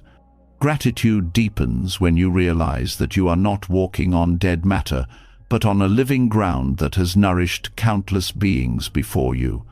Every step connects you to time, to generations, to the cycles of life. Walking meditation reveals the miracle of balance. Each step is a delicate act, shifting weight, finding stability, moving forward without falling. Gratitude grows when you see how this balance mirrors life itself. Just as you cannot stay frozen in one step, you cannot stay frozen in one moment. You must move, adjust, trust the next placement. Gratitude arises for this lesson carried in the body. Balance is not stillness, but constant adaptation, and the earth is always there to catch you. The practice also teaches patience. Walking slowly, deliberately, is a challenge in a world of haste. Yet, as you slow down, gratitude deepens. You see that the earth does not rush. The ground waits quietly for your step. Gratitude grows as you realize that life, too, can be lived without constant speed. That peace is found in steady presence rather than frantic motion. Walking with awareness also strengthens connection to nature. On grass, soil, sand, or stone, each surface teaches something new. Gratitude expands for the diversity of the earth, the coolness of morning dew, the warmth of sunlit pavement, the softness of moss, the firmness of rock. Each texture is a reminder of the earth's generosity, offering countless experiences beneath your feet. Gratitude becomes sensory, alive in touch, sound, and rhythm. This practice also reshapes your relationship with the environment. As you walk mindfully, you see the fragility of the ground soil eroded by misuse, paths worn by overuse, ecosystems threatened by neglect. Gratitude arises not only for what the earth gives, but also for the awareness that you must give back. Walking meditation becomes an act of stewardship, a vow to tread gently, to honor the ground that sustains you. Walking slowly also brings clarity about impermanence. Each footprint you leave behind fades quickly, erased by wind, water, or time. Gratitude grows when you see that this impermanence mirrors your life. Each step is unique, never to be repeated, disappearing even as it is made. Gratitude deepens when you recognize that this fleeting nature makes each step more precious, each moment more worthy of attention. Walking meditation also teaches equality. The earth does not discriminate. It supports every being, equally rich or poor, strong or weak, human or animal. Gratitude arises when you recognize this impartial generosity. Each step becomes a reminder that you are part of a larger whole, sustained by a ground that asks nothing in return. Gratitude flows as you honor this equality, as you see yourself, not as separate, but as one among many held by the same earth. The practice also transforms suffering. When your heart feels heavy, walking slowly, step by step, brings relief. Each contact with the ground reminds you that you are not lost, not unsupported. Gratitude grows as you realize that the earth absorbs your weight, steadying you when life feels unstable. Walking becomes a way to release pain into the ground, to trust that you are carried even in hardship. Gratitude deepens because the earth offers comfort without words, without conditions. Walking with awareness also opens the senses. You notice birdsong, rustling leaves, the smell of soil, the feel of air. Gratitude arises for this symphony of life that often goes unnoticed in haste. Each step becomes an invitation to awaken, to thank not only the ground, but the entire environment that greets you as you move. Gratitude becomes a full-bodied experience, felt through sight, sound, smell, and touch. Walking meditation also teaches presence in community. When practiced with others, the steps align, creating a shared rhythm. Gratitude deepens when you feel this silent harmony, each person moving together, grounded in the same earth, breathing the same air. Gratitude here is not only for the ground but for the connection that mindful walking creates between people, a unity beyond words. The practice also reveals joy in simplicity. No special tools, no elaborate rituals, only the body, the breath, and the ground. Gratitude arises for this simplicity, for the accessibility of the practice, for the reminder that peace is always within reach. Walking meditation strips away complication, leaving only the profound truth that being alive and taking steps is already enough. Walking with gratitude also changes how you view the future. Each step is both movement and arrival. You do not need to rush toward distant goals, because every step is complete in itself. Gratitude grows when you realize that you are already where you need to be, that each step contains wholeness. Gratitude arises for the journey itself, not for distant destinations. When practiced deeply, walking meditation transforms your relationship with the world. The ground is no longer taken for granted, but honored as a constant gift. Gratitude deepens until each step feels like bowing, each step an offering of thanks. Walking becomes prayer, not in words but in contact, not in ritual but in presence. As this practice settles into your heart, you begin to see that gratitude does not belong only to the visible and tangible. Beyond the earth beneath your feet, there are other gifts waiting: the silence that allows sound to exist, the pauses that shape life, the noble quiet that deepens presence itself. The path now leads from the ground that carries you into the silence that surrounds you, inviting you to meet gratitude in the absence of words. Each mindful step teaches you that gratitude is not found in arrival, but in presence, not in destinations, but in the journey itself. With every movement, the earth holds you, and the breath steadies you, reminding you of the quiet support that life offers endlessly. Yet beneath footsteps and voices, beneath the rhythms of movement and sound, there is another gift that often goes unnoticed. It is the gift of silence, not emptiness as absence, but silence as fullness, as nourishment, as a teacher of depth. In Buddhism, this is called noble silence, a silence that is not just the lack of noise, but the presence of awareness. Gratitude deepens when you discover that silence itself is a treasure, shaping how you hear, how you speak, and how you are with yourself and others. Silence is often feared. Many fill it with chatter, noise, or distraction, mistaking it for loneliness or void. But noble silence is different. It is a conscious turning inward, a choosing of stillness not as escape, but as presence. Gratitude arises when you allow yourself to enter it, realizing that silence is not empty. It is alive with clarity, alive with space, alive with possibility. In silence, you meet yourself without disguise. The noise of the world fades, and what remains is the simple presence of your thoughts, your breath, your being. Gratitude grows when you see that silence is not an enemy, but a companion, a mirror that shows you what is often hidden beneath sound. In this mirror you encounter truths sometimes uncomfortable, sometimes healing that you might never notice otherwise. Gratitude comes when you realize silence gives you the chance to understand yourself more deeply. Silence also heightens awareness of sound. When you rest in noble silence, even the faintest noises become vivid: the rustle of leaves, the distant call of a bird, the soft rhythm of your own breath. Gratitude deepens because silence sharpens perception, reminding you that sound is a gift, not background.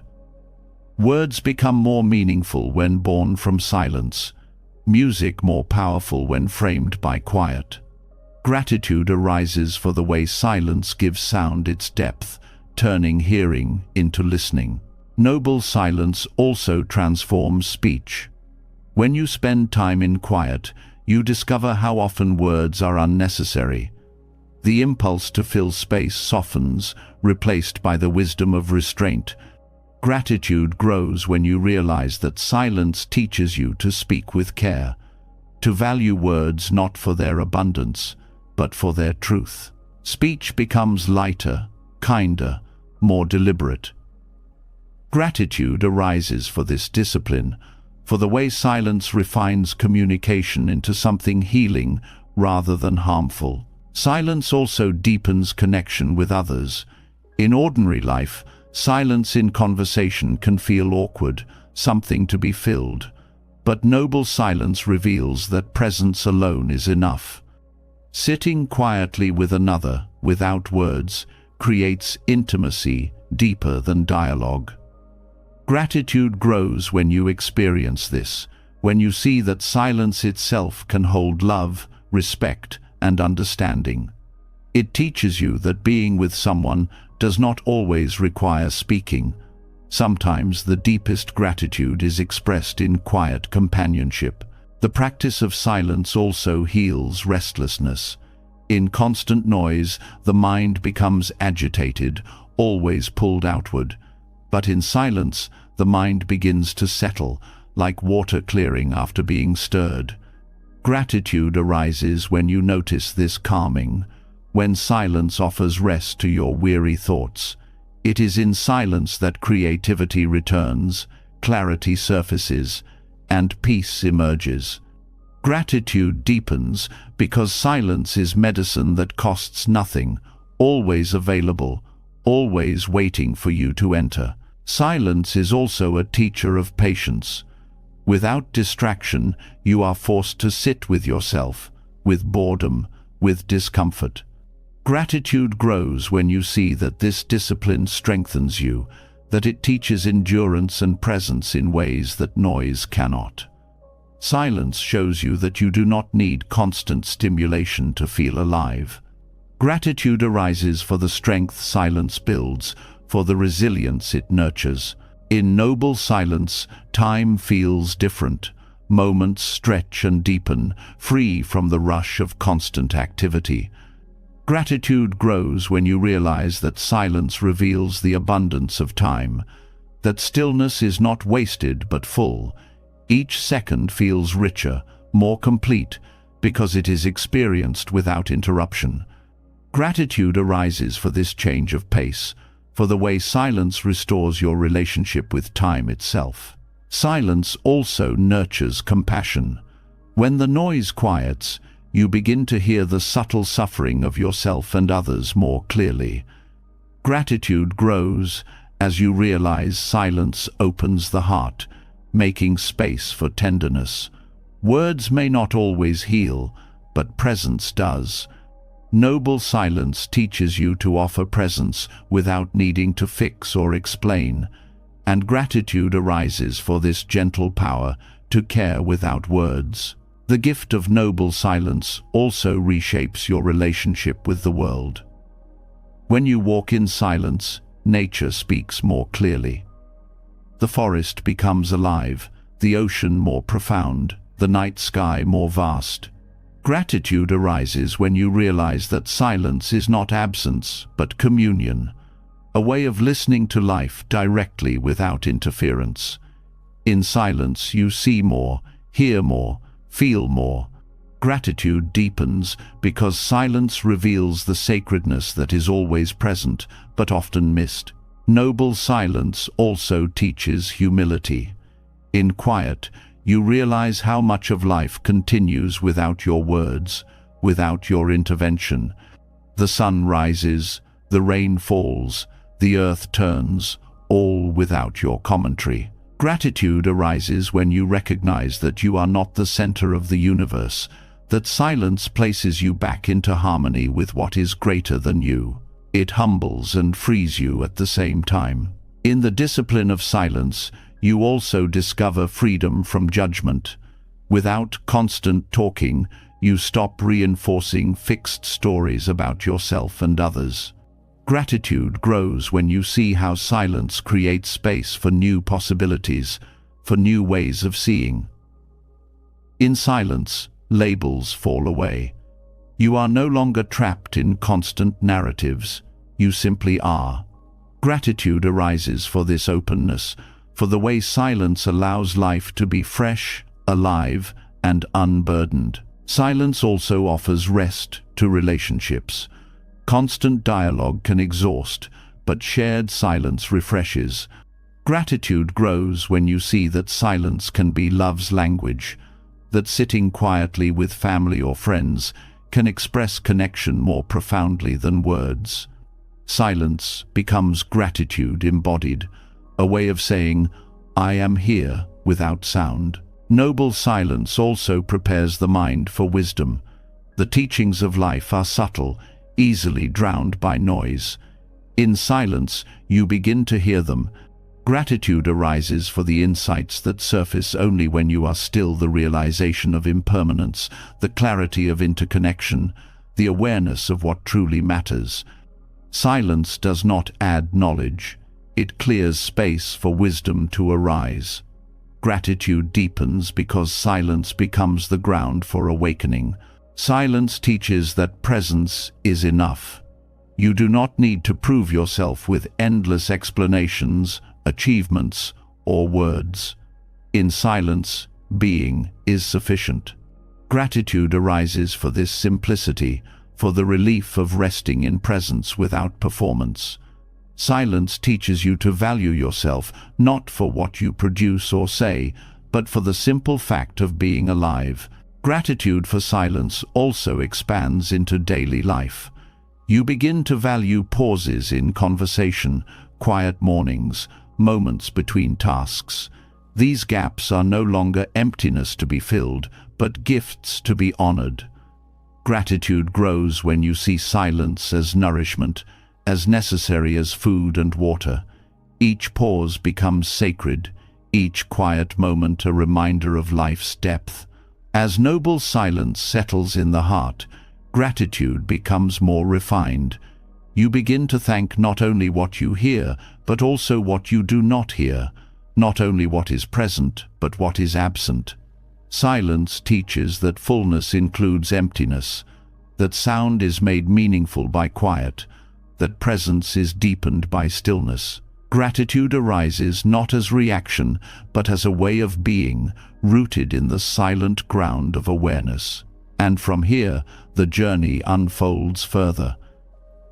Having learned gratitude in the stillness of silence, you begin to see that every encounter, every person who crosses your path, carries a lesson. Silence reveals truths that words often conceal.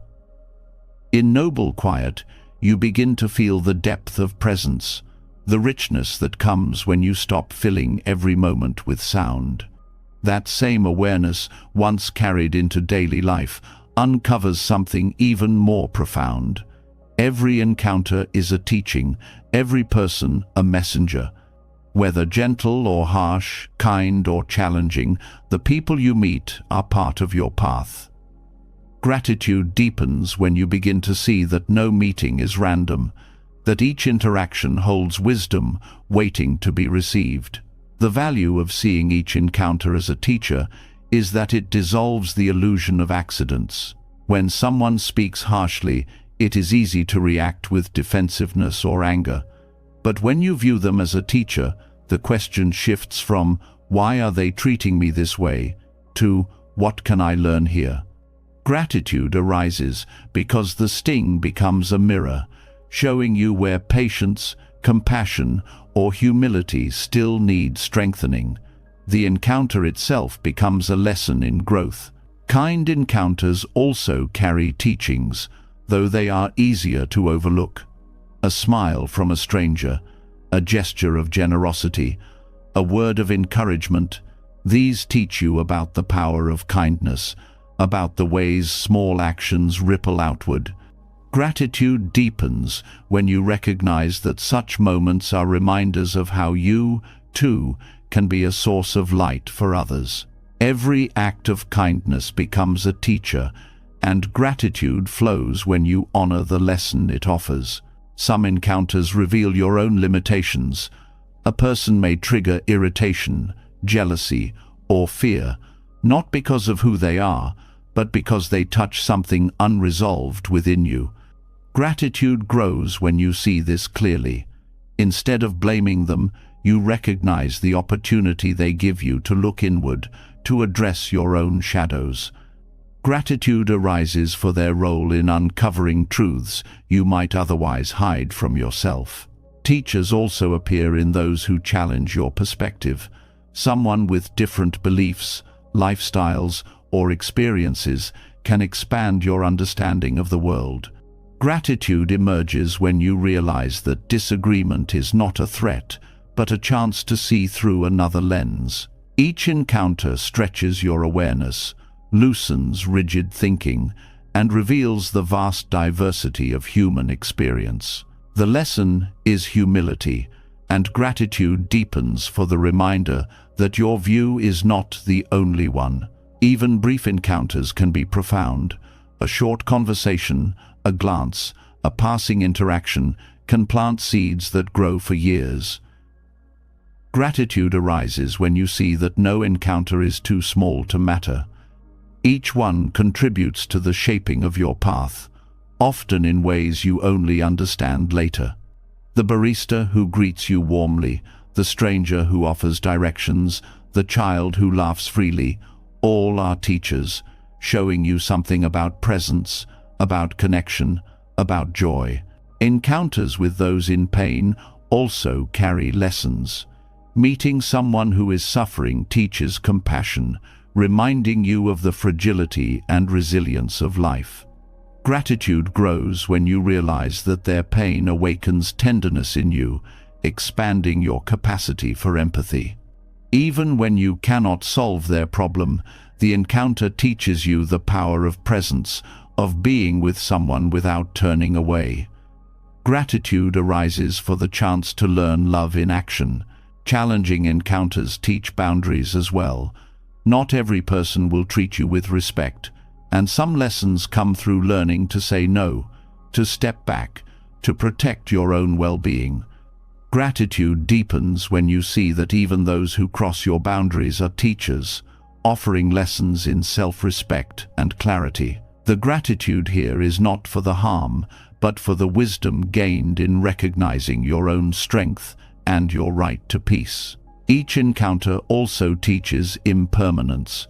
People come and go, some staying briefly, others for decades.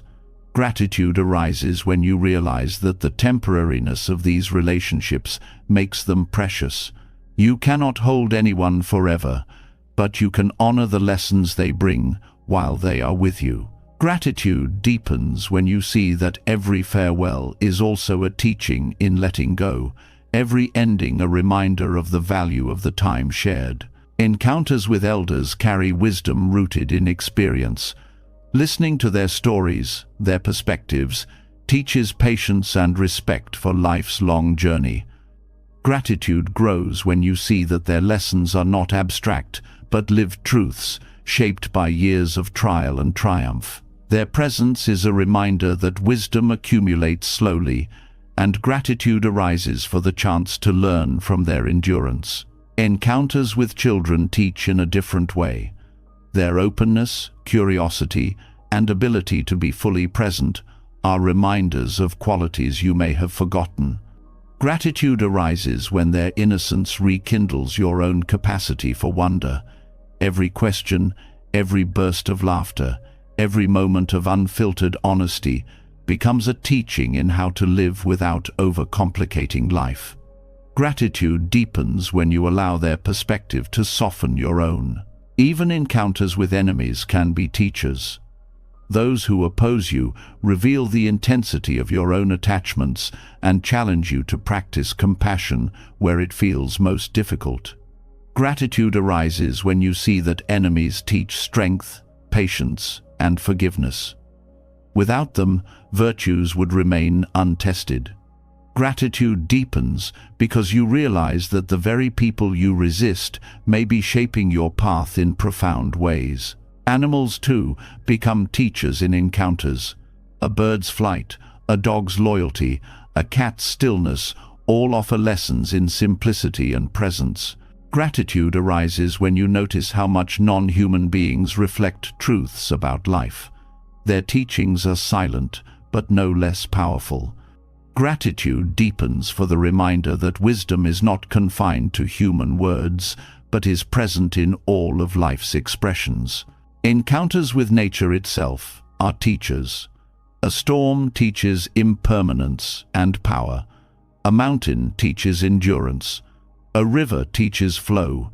Gratitude arises when you recognize that walking outside is entering a classroom where every element offers a lesson. Gratitude deepens when you realize that the earth has been teaching all along, waiting only for you to listen. Some encounters are with yourself. Looking in the mirror, sitting in solitude, reflecting on your actions, these are meetings too. Gratitude grows when you realize that self-encounters are among the most profound teachers, revealing honesty, growth, and the need for compassion toward yourself. Gratitude deepens when you see that every reflection is a chance to learn, to adjust, to begin again. Seeing each encounter as a teacher also transforms conflict. Instead of resenting difficulty, you begin to look for the lesson.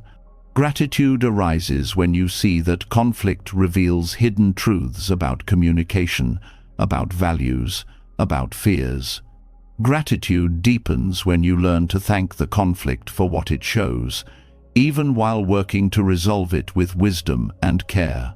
Gratitude also arises for encounters that inspire. Meeting someone who embodies compassion, resilience, or clarity plants seeds of aspiration in your own heart. Gratitude grows when their presence shows you what is possible, expanding your vision of who you can become. Every inspiring figure is a teacher, not because they give you answers, but because they awaken your own potential. When you view life this way, gratitude becomes continuous. No encounter is wasted, no meeting trivial. Each person becomes part of your journey, carrying lessons you need at that moment. Gratitude deepens when you see that life itself is the teacher, presenting lessons in the form of people, experiences, and relationships. Every encounter offers a mirror, a teaching, a reminder that life itself is the greatest classroom. Gratitude arises when you see that nothing is wasted, that even the most difficult meetings reveal wisdom. Yet, as powerful as these lessons are, they point toward an even deeper truth. You cannot hold on to any of them forever. Teachers appear and pass, relationships shift, experiences end, and moments fade. Gratitude grows not only in receiving, but also in releasing. To let go is to honor the impermanence of life, to thank what has served its purpose, and to open space for what is yet to come. Letting go is often misunderstood as loss or defeat, but in truth, letting go is an act of liberation. When you release what no longer serves you, possessions, attachments, expectations, you discover freedom, and with that freedom comes gratitude. Gratitude for the space created, gratitude for the lightness of being, gratitude for the clarity that arrives when clutter, both inner and outer, is removed. Possessions are one of the clearest examples. The more you accumulate, the more you feel weighed down, tied to objects that demand care, protection, and attention. Letting go of excess reveals that you never needed as much as you thought. Gratitude arises for the few things that remain, cherished because they are no longer drowned in abundance. A simple cup, a single book, a trusted tool, each becomes precious when not lost in a crowd of unnecessary items. Gratitude deepens because you realize value is not in quantity, but in sufficiency. Letting go also applies to attachments, the invisible bonds of craving and clinging. Whether to people, experiences, or identities, attachment creates suffering when you demand permanence from what is impermanent. To release attachment is not to stop loving or caring, it is to stop grasping. Gratitude arises when love is freed from clinging, when presence is valued without the need to possess.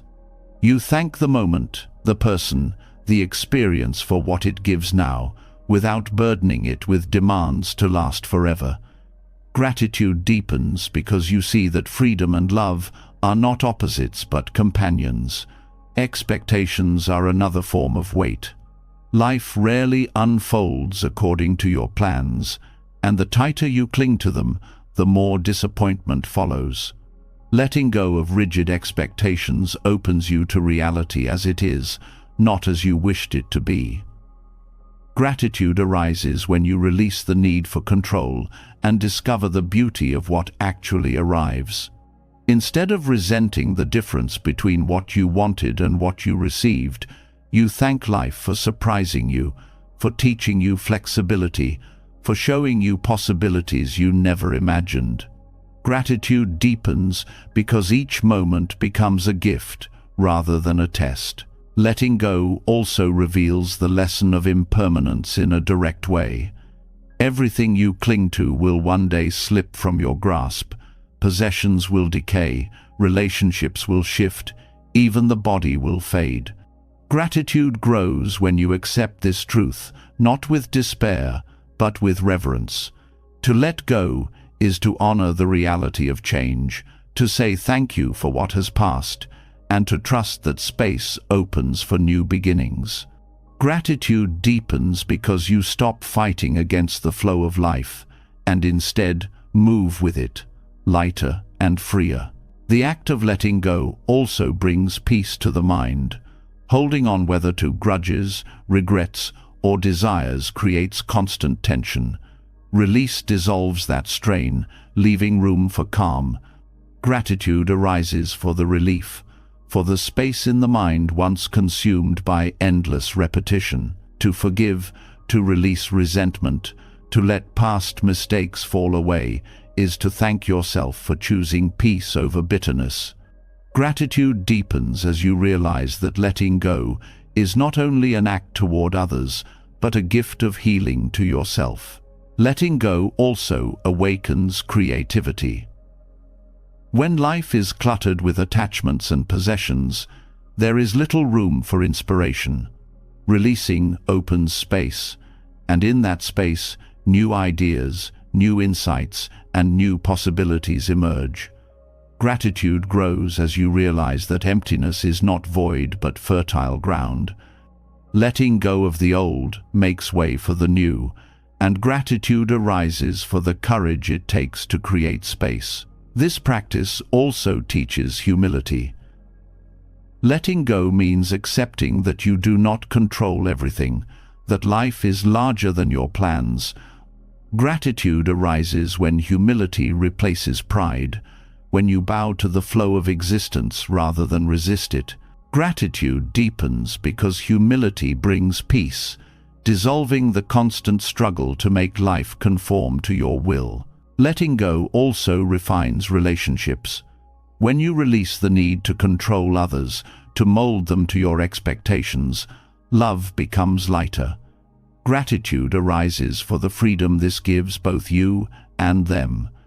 Each person is allowed to be as they are, and you are freed from disappointment when they do not match your image. Gratitude deepens when relationships are built on presence rather than possession, on acceptance rather than demand. This practice also extends to identity. Many cling tightly to roles, achievements, or labels, believing them to be permanent. But identities shift what you do, how others see you, even how you see yourself. Letting go of rigid identity brings relief. Gratitude arises when you see that you are more than a single definition, that you can change, adapt, and grow. Gratitude deepens when you realize that letting go of who you were makes space for who you can become. Letting go also applies to time. Many people cling to the past, replaying regrets or longing for what once was. Others grasp at the future, anxious for what has not yet come. Letting go of these attachments brings you back to now, the only place where gratitude can truly live. Gratitude arises when you release the burden of what cannot be changed or predicted, and instead thank the present moment for what it offers. Gratitude deepens because you discover the fullness of life here, not elsewhere. Even spiritual practice requires letting go, clinging to progress, to achievements, to the idea of enlightenment itself creates suffering. Gratitude arises when you release the pressure to reach a destination and instead honor the practice itself. Each breath, each step, each moment of awareness becomes enough.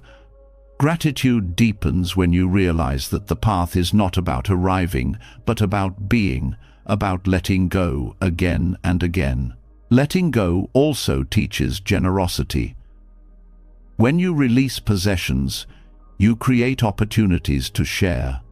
Gratitude arises when you see that giving is not losing, but gaining the joy of lightness, the joy of connection, the joy of supporting others. Gratitude deepens because generosity transforms both giver and receiver, reminding you that abundance is not what you keep, but what you release. This practice also strengthens resilience. When life forces you to let go through loss, change, or endings, you discover strength you did not know you had. Gratitude arises for this resilience, for the ability to stand even when the ground shifts. Gratitude deepens when you see that letting go does not break you, but remakes you, each release shaping you into someone more flexible, more open, more alive. Letting go also nurtures joy. When the weight of clinging is gone, life feels lighter. Simple things bring delight because they are not overshadowed by endless craving.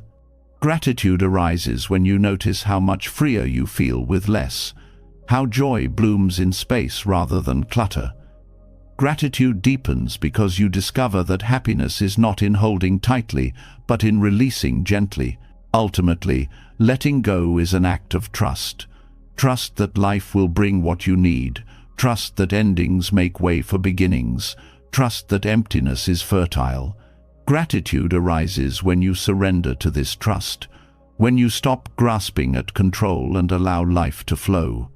Gratitude deepens when you realize that, in letting go, you gain not less but more peace, more clarity, more freedom. Letting go teaches you that freedom does not come from holding tightly, but from releasing gently, from trusting that life gives and takes in its own rhythm. When the weight of clinging falls away, a new kind of clarity emerges, a deeper appreciation for what remains. And among all the things that remain, none is more precious than the simple act of being alive. To wake up in the morning is not ordinary. It is a miracle so easily overlooked. Gratitude takes its purest form when you open your eyes and recognize the gift of another day, a gift that billions did not receive. Waking up is often treated as routine, as though the body owes you another sunrise. Yet the truth is more fragile. Every night is a surrender, every morning a renewal. Gratitude arises when you remember that life is not guaranteed, that each awakening is a rare chance. To breathe, to rise, to see the world again, these are privileges, not promises. When you start your day with this awareness, the entire rhythm of life changes. The Buddhist practice of acknowledging life's rarity upon waking is both simple and profound. Instead of rushing into tasks or distractions, you pause and recognize the miracle of survival. Gratitude grows as you whisper inwardly, "I have woken up. I have this day. I will live it with care." These words are not superstition but a reminder that today is a treasure you may never hold again.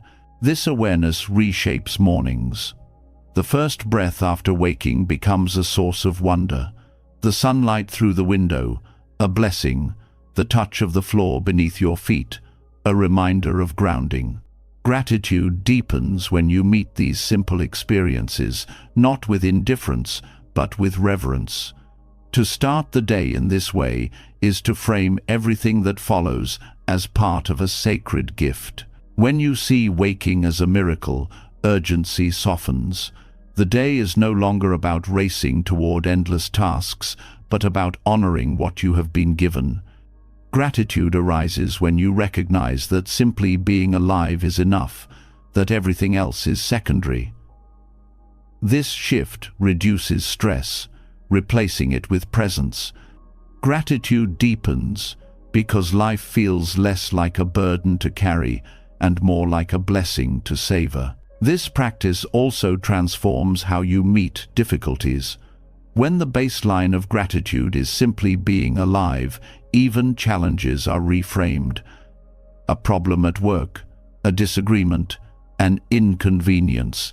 These may still cause discomfort, but they no longer overshadow the miracle of waking.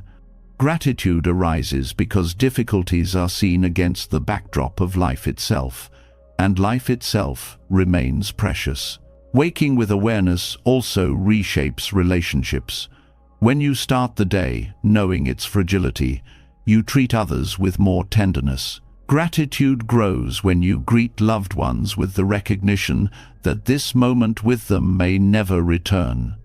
A simple "good morning" becomes more than words. It becomes an acknowledgement of shared existence in this fleeting time. Gratitude deepens when each interaction carries the weight of life's rarity. This practice also changes how you view time. Instead of treating the day as a blur of hours to be filled, you see each moment as unrepeatable. Gratitude arises when you notice the uniqueness of the morning breeze, the taste of breakfast, the sound of birds. Gratitude deepens when you realize that the richness of life is found in presence, not in accumulation of hours. Waking up as a miracle also strengthens resilience. When you frame life as a rare gift, setbacks lose some of their power. Gratitude arises because even in difficulty, you are still alive, still breathing, still capable of growth. This perspective does not erase pain, but gives it context. Gratitude deepens when you see that survival itself is victory, that waking grants you another chance to begin again. The practice also nurtures humility. Life is not something you command, it is something granted, moment by moment. Gratitude arises when you recognize that waking is not your achievement, but a gift beyond your control. This humility softens pride and fosters reverence. Gratitude deepens when you see that every day is borrowed, every breath a loan from the universe. Waking with gratitude also awakens purpose. When you recognize that today may be your last, you ask, "How will I live it?" Gratitude arises when you see that this awareness sharpens priorities, guiding you toward kindness, presence, and meaning. Gratitude deepens when you realize that each morning is an invitation not just to exist, but to live deliberately. This practice also teaches compassion. When you realize the rarity of waking, you see that others too walk this fragile path. Gratitude arises when you look at another person and remember they too have been given this day. They too are living a rare gift. Gratitude deepens when compassion flows naturally from this awareness, shaping how you treat others with patience and care. The miracle of waking also reminds you of interconnection. You are alive not by yourself, but because of countless conditions: air to breathe, a heart that continues beating, a world that sustains you. Gratitude arises when you see that waking is not only your miracle, but the result of an entire universe working together. Gratitude deepens when you bow inwardly to this web of life that makes your morning possible. This awareness also softens regret. When you wake with gratitude, you remember that today is new, unshaped, unspoiled. Gratitude arises because you are not bound only by the past. You are free to live differently now. Gratitude deepens when you recognize that each morning offers renewal, a chance to practice again, to love again, to begin again. The practice also teaches presence with mortality. Each morning reminds you that one day you will not wake, that life is finite. Gratitude arises when you hold this truth not with fear but with reverence. Gratitude deepens when mortality sharpens appreciation, making every day more vivid, every encounter more sacred, every breath more worthy of thanks. When waking is treated as miracle, even small things glow. The warmth of water on your face, the stretch of your body, the quiet of early hours, all become blessings. Gratitude arises when you stop treating mornings as obstacles to endure and start honoring them as sacred beginnings. Gratitude deepens when you see that these ordinary details are extraordinary in their own right. Waking with awareness also nurtures discipline. Starting the day with gratitude shapes how you carry the hours ahead. Gratitude arises when you realize that beginning in reverence sets a tone of mindfulness that ripples into work, relationships, and rest. Gratitude deepens when you see that discipline is not a burden but a devotion, a way of honoring the gift of another day. This practice also brings peace. When you wake with gratitude, the noise of comparison and craving loses power. Gratitude arises because you are already satisfied with the miracle of being alive. Gratitude deepens when you realize that no achievement, no possession, no status can equal the simple gift of waking to another day. Each morning is a reminder that life is temporary, fragile, and rare. Gratitude grows when you remember this, when you start the day not with complaint, but with reverence.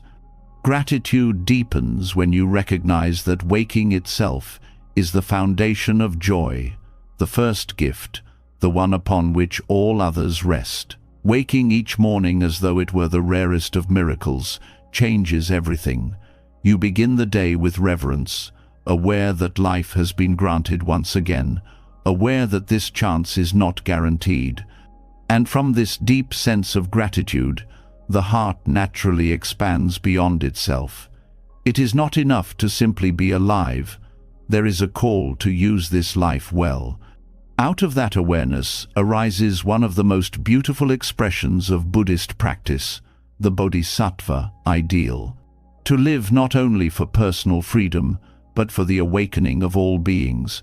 To see service itself as the highest form of gratitude is to embody a joy that no self-centered pursuit can offer. The Bodhisattva path is rooted in gratitude for existence, but it is expressed through service. Instead of hoarding wisdom, you share it. Instead of striving only for your own release from suffering, you vow to walk alongside others, supporting their journey as if it were your own. Gratitude arises when you recognize that the ability to serve is itself a privilege, that to be in a position to help even one being is to be entrusted with something sacred. Service on this path is not about grand gestures or recognition. It is about presence, patience, and compassion in the smallest acts. Listening without judgment, offering kindness where it is needed, giving time to someone in distress. These are the everyday forms of the Bodhisattva spirit. Gratitude deepens when you see that no act of service is wasted, that even the simplest gesture can ease suffering and ripple outward in ways you may never know. The Bodhisattva ideal also teaches that service is not a burden but a joy. Gratitude arises when you discover that helping others nourishes your own heart, that compassion gives energy rather than depletes it. In serving, you are reminded of interconnection, that others' happiness is tied to your own, that their relief from suffering lightens the world for everyone. Gratitude deepens when you see that service is not sacrifice, but participation in the great web of life. To walk this path requires humility. The Bodhisattva does not serve from a place of superiority, but from recognition of shared humanity. Gratitude arises when you remember that you, too, have been carried by countless others, the teachers who guided you, the strangers who helped you, the earth itself sustaining you. Service then becomes not an obligation, but a way of repaying a debt that can never truly be repaid. Gratitude deepens when you bow inwardly to this cycle of giving and receiving, knowing that by serving others, you are honoring all that has been given to you. The Bodhisattva ideal also reframes difficulty. When someone is unkind, instead of responding with resentment, you see an opportunity to practice patience and compassion. Gratitude arises when you realize that even those who challenge you are offering a chance to strengthen your practice. The gratitude is not for the harm itself, but for the wisdom it allows you to cultivate. Service then extends even to those who oppose you, because you understand they too are suffering, and your role is to ease, not to judge. This path also teaches the value of perseverance. The Bodhisattva vow is vast offering to serve all beings across endless time. Gratitude arises when you see that this vow is not meant to be completed, but to keep the heart open. The joy is not in finishing, but in continuing, in dedicating each step to something larger than yourself. Gratitude deepens when you realize that endless service is not exhausting but liberating, because it frees you from the narrow confines of self-concern. Service also transforms your relationship with purpose. Many search endlessly for meaning, but the Bodhisattva knows that purpose is found in service itself. Gratitude arises when you realize that you do not need to wait for grand opportunities to matter. Each interaction is already an opportunity to serve. Gratitude deepens when you live with this awareness, when each moment becomes meaningful simply because it allows you to offer kindness. The Bodhisattva ideal also reveals that gratitude for life cannot be separated from responsibility. To be alive while others suffer is to be called to respond. Gratitude arises not only in enjoying your blessings, but in using them to uplift others. Gratitude deepens when you realize that privilege is not something to cling to, but something to share. That joy multiplies when it is spread. This path also reshapes how you view your own suffering. Instead of seeing pain as something to escape alone, you recognize it as a bridge to others. Gratitude arises when you see that your hardships make you more compassionate, more capable of understanding the struggles of those around you. Gratitude deepens when you realize that service is not about being perfect, but about being real, about using even your wounds as sources of connection and healing. The Bodhisattva way also teaches the beauty of anonymity. To serve without recognition, to give without expectation of thanks, is to embody pure compassion. Gratitude arises when you experience the quiet joy of helping unseen, when you realize that the act itself is its own reward. Gratitude deepens when you free yourself from the need for acknowledgement, finding fulfillment in the giving itself. Walking this path also transforms fear. The Bodhisattva does not fear suffering or death, because service gives life a depth beyond individual survival. Gratitude arises when you see that to live for others is to transcend fear, to anchor your existence in something enduring. Gratitude deepens when you realize that your actions continue through others, that service leaves traces beyond your own lifetime. The practice also cultivates boundless compassion. Gratitude arises when you recognize that every being, no matter how lost or broken, has Buddha nature, the potential for awakening. Gratitude deepens when you realize that by serving others, you are honoring that potential, watering seeds that may bloom far beyond your sight. The Bodhisattva ideal also reminds you that service is not about perfection, but sincerity. Gratitude arises when you realize that you do not need to solve all problems. To serve, you only need to show up with presence and care. Gratitude deepens when you release the pressure of saving the world and embrace the joy of helping in the ways you can, here and now. In practicing this ideal, you begin to see that gratitude itself becomes service. A grateful heart radiates kindness, patience, and generosity. To live with gratitude is to serve without effort, because gratitude naturally flows outward in care for others. Gratitude deepens when you see that your very way of being can become a gift to the world. Serving others with a grateful heart opens life in ways self-interest never can. When you live to uplift, your days carry meaning far beyond personal gain. Yet even the most devoted service is shaped by a truth that none can avoid. Time is finite. However much compassion you cultivate, However much wisdom you share, there will come a morning you do not rise. This is not a cause for despair, but a call to live more fully, to honor every breath, every encounter, every act, as if it were your last. In Buddhist teaching, this awareness is called Maranasati, the contemplation of death. To reflect on mortality is not to invite fear, but to awaken gratitude for this very day, this borrowed span of hours that has been placed in your hands. Awareness of death strips away illusion. So often people live as though tomorrow is guaranteed, as though life stretches endlessly before them. Plans are made, time is wasted, gratitude postponed.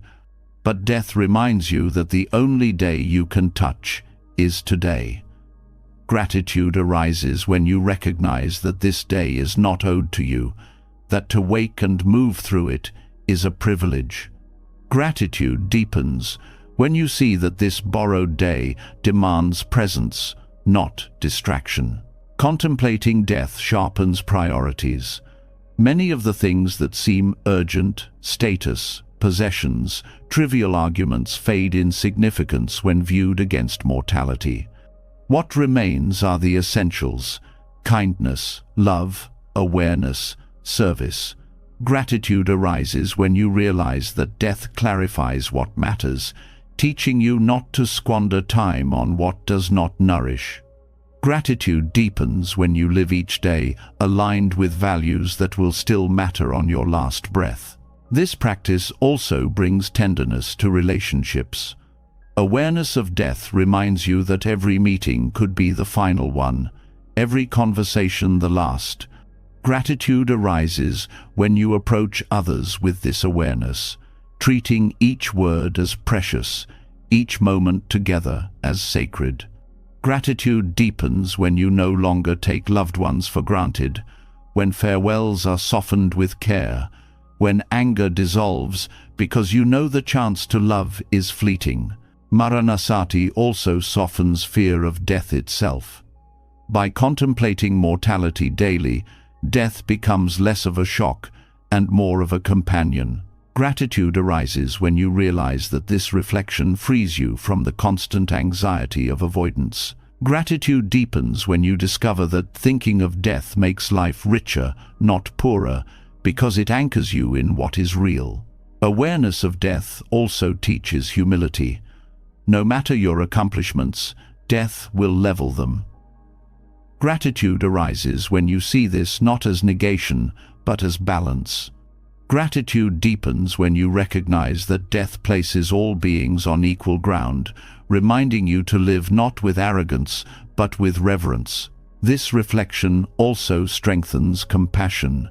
When you remember that others too are mortal, you meet their struggles with gentleness. Gratitude arises when you realize that everyone shares the same fragility, the same uncertainty. Gratitude deepens when compassion flows more easily, when you no longer waste time in harshness, but instead use your days to ease the burden of others. Contemplating death also enhances presence. Each sight, sound, and breath takes on a heightened clarity when you know it may be the last. Gratitude arises when you notice the beauty of a single sunrise, the taste of food, the warmth of touch.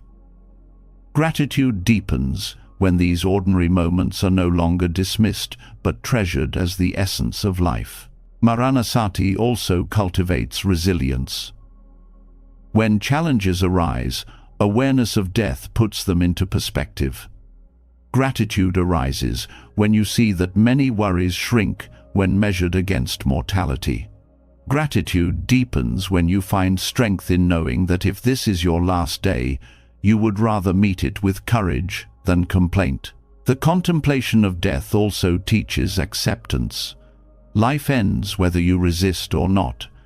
Gratitude arises when you release the struggle to deny it, when you bow to impermanence as part of the natural order. Gratitude deepens when acceptance brings peace, allowing you to live with more ease, knowing that nothing is permanent, but that every moment can be honored. Maranasati sharpens your relationship with time. Every hour becomes meaningful, every choice more deliberate. Gratitude arises when you recognize that life is not measured in years but in presence. Gratitude deepens when you no longer delay gratitude for another day but cultivate it now, in this breath, in this moment. The practice also nurtures joy. Far from being morbid, awareness of death illuminates the sweetness of life. Gratitude arises when you see that fragility makes everything more precious. The laughter of a child, the quiet of evening, the chance to serve. Gratitude deepens when you realize that the beauty of life is inseparable from its impermanence. That transience is what gives it meaning. Maranasati also teaches liberation from clinging. Death will strip away all possessions, roles, and identities. Gratitude arises when you see this as a reminder to let go now, to travel lightly. Gratitude deepens when you live with less attachment, more freedom, and greater appreciation for what is here in the present. This practice also inspires service. Knowing that time is short, you are moved to use it wisely, to contribute rather than consume. Gratitude arises when you see each day as a chance to give, to lighten another's load, to sow seeds that may grow after you are gone. Gratitude deepens when you realize that service is one of the few legacies that death cannot erase. Awareness of death also transforms how you view endings. Each sunset, each farewell, each completed task becomes a small rehearsal for the final release. Gratitude arises when you begin to honor endings as sacred, not as failures. Gratitude deepens when you see that endings create space for renewal, just as death creates space for life to continue. By practicing Maranasati, you live more awake. Gratitude arises when you remember that this day is borrowed, that it could vanish without notice. Gratitude deepens when you live each moment as if it were both the first and the last, with reverence, with presence, with love. Reflecting on death brings clarity to the present, showing that every day is borrowed and therefore precious. To wake with this knowledge is to live more deeply, to love more urgently, to waste less time on what does not matter.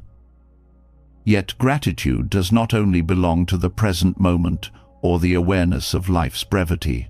It also reaches backward into the story that has carried you to this point. Every struggle, every mistake, every triumph has shaped the person who now stands here. Gratitude deepens when you learn to bow to the past, not to cling to it, not to resent it, but to thank it for shaping today's self. The past often feels like a burden.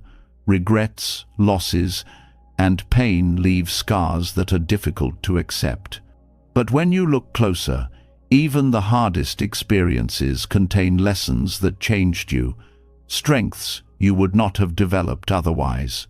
Gratitude arises when you see that your wounds made you tender, your failures taught resilience, and your heartbreaks opened compassion. Gratitude deepens when you stop cursing the past for its difficulties and instead thank it for the wisdom those difficulties brought. Mistakes are often the hardest to embrace. They linger in memory, replayed with shame or guilt. Yet mistakes are teachers that no book or lecture could replace. Each wrong turn showed you something about yourself, about your choices, about life's direction. Gratitude grows when you realize that your current clarity was born from those errors. Without them, you might still be blind to certain truths. Gratitude deepens when you see mistakes not as stains, but as stepping stones, part of the path that made you wiser. Struggles, too, become sources of gratitude. The times you thought you would break, but somehow endured. The nights you felt lost, but still rose in the morning. These shaped a resilience you now carry. Gratitude arises when you see that those seasons of hardship taught you patience, humility, and strength. Gratitude deepens when you understand that suffering was not meaningless but formative, giving you the depth to meet life with compassion for yourself and others. Triumphs, on the other hand, are easier to thank, but no less important to honor. Every success, every victory, every moment of joy built confidence and gave you reason to continue. Gratitude arises when you look back and see how far you have come, how many challenges you have already faced and overcome. Gratitude deepens when you recognize that triumphs remind you of your capacity to grow, to create, to achieve, and to live with purpose. Even seemingly ordinary moments of the past shaped you. Conversations, friendships, books, and places, all of them left imprints. Gratitude grows when you recognize that the person you are today is not separate from these influences. Gratitude deepens when you realize that nothing was wasted, that even the smallest encounter contributed to the whole of your becoming. Thanking the past also teaches forgiveness. Gratitude arises when you soften toward your younger self, who acted with limited understanding but did the best possible at the time. Gratitude deepens when forgiveness replaces judgment, when you can look back and say, "Thank you for trying, even when you failed." This shift transforms regret into compassion, allowing gratitude to flow even for the parts of your history you once rejected. The past also connects you to lineage. Ancestors, teachers, and those who came before all shaped the conditions of your life. Gratitude arises when you remember that your path is not yours alone, but built on countless lives lived before you.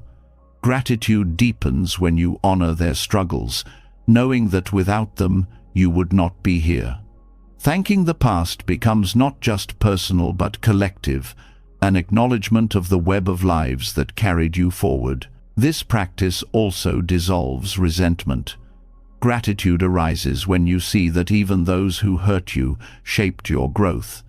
Even those who opposed you pushed you toward strength. Gratitude deepens when you understand that their role, though painful, contributed to your wisdom. Thanking the past does not mean condoning harm, but it means recognizing the lessons that suffering left behind. Thanking the past also strengthens resilience for the future.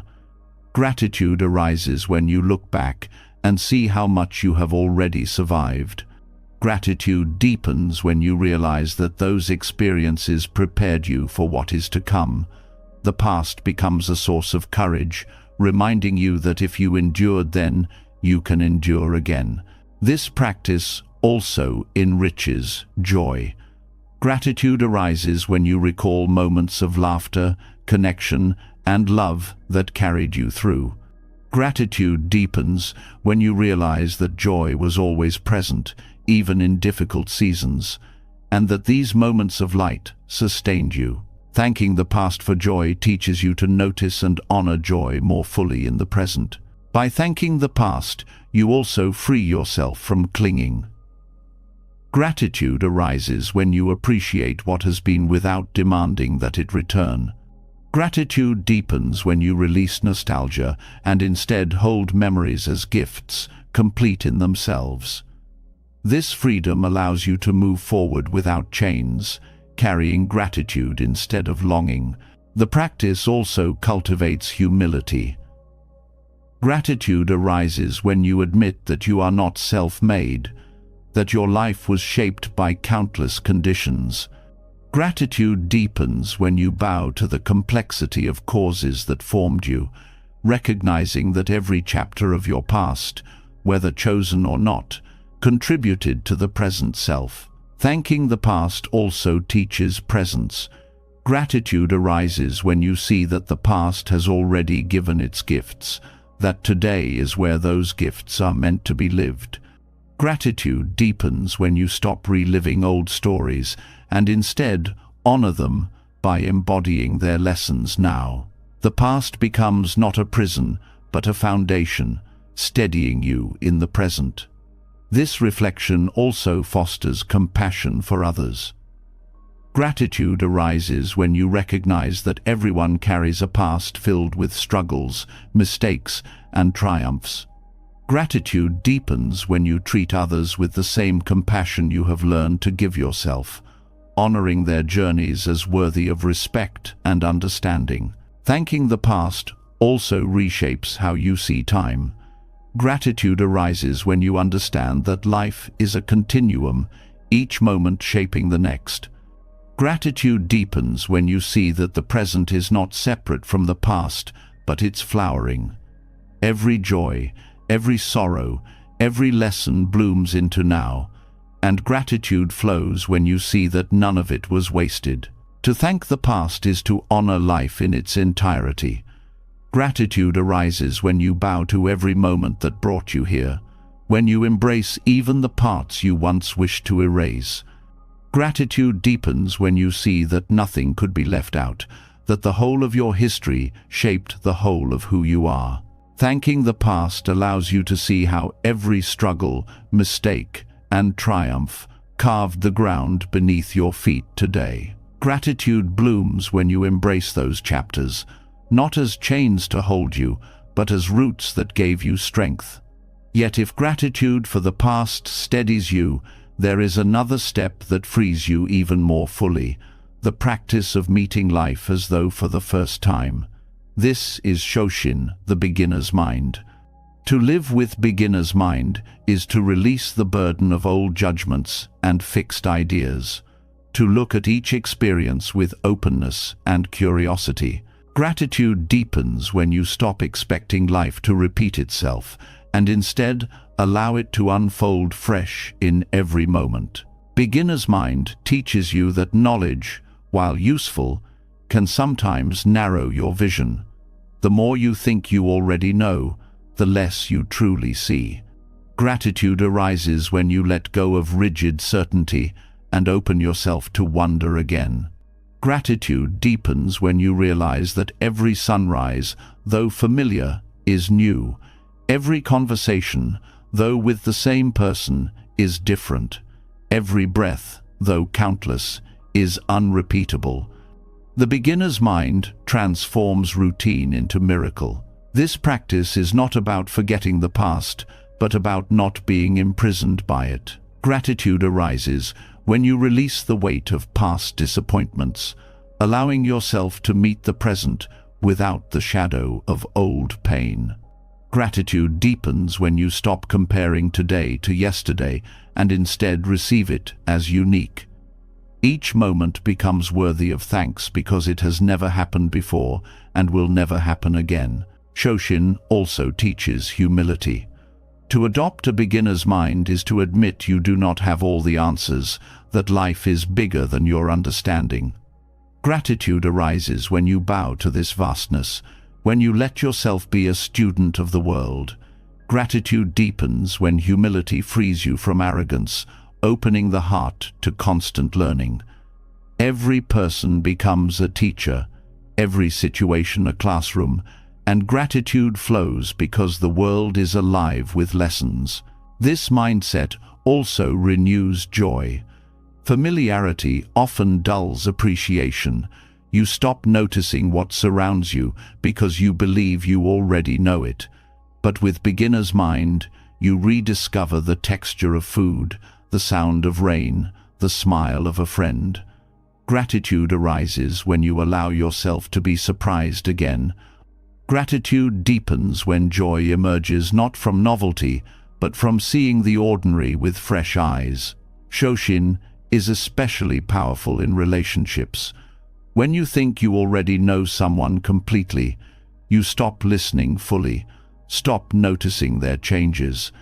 Gratitude arises when you meet even the most familiar person with openness, acknowledging that they are new in each moment, just as you are. Gratitude deepens when relationships are renewed daily, free from the weight of assumptions. Every conversation becomes discovery, every gesture a chance to learn, This practice also teaches patience. Beginner's mind accepts not knowing as part of the path. Gratitude arises when you allow yourself to rest in uncertainty, trusting that understanding will unfold in its own time. Gratitude deepens when you see that life's richness is not in rushing to answers, but in being present with the questions. Adopting beginner's mind also transforms failure. Instead of seeing mistakes as final judgments, you view them as opportunities to start again. Gratitude arises when you see failure as a teacher, not an enemy. Gratitude deepens when you realize that every attempt is valuable, that every effort moves you closer to wisdom, even when the outcome is not what you expected. Shoshin also sharpens awareness of impermanence. Each moment is fleeting, and beginner's mind honors this truth by treating each one as precious. Gratitude arises when you recognize the fragility of now. Gratitude deepens when you live with attentiveness, savoring each experience without clinging, knowing it will pass. The practice also frees you from comparison. Beginner's mind does not measure today against yesterday or yourself against others. Gratitude arises when you release the constant habit of ranking and instead rest in presence. Gratitude deepens when you discover contentment, not in being better, but in simply being awake to what is here. Shoshin also fosters creativity.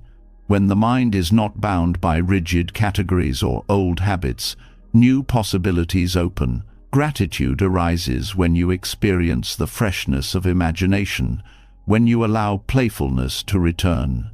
Gratitude deepens when you see that creativity is not limited to art, but is woven into every choice, every perspective, every way of meeting life with openness.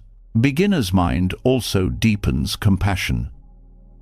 When you let go of labels and judgments, you see people as they are, rather than as you assume them to be. Gratitude arises when you notice the humanity of each person more clearly. Gratitude deepens when compassion flows naturally from this clarity, when you respond to others not with preconceptions, but with genuine presence. This practice also teaches freedom from pride. Knowledge and experience can create walls that separate you from others, but beginner's mind breaks those walls down.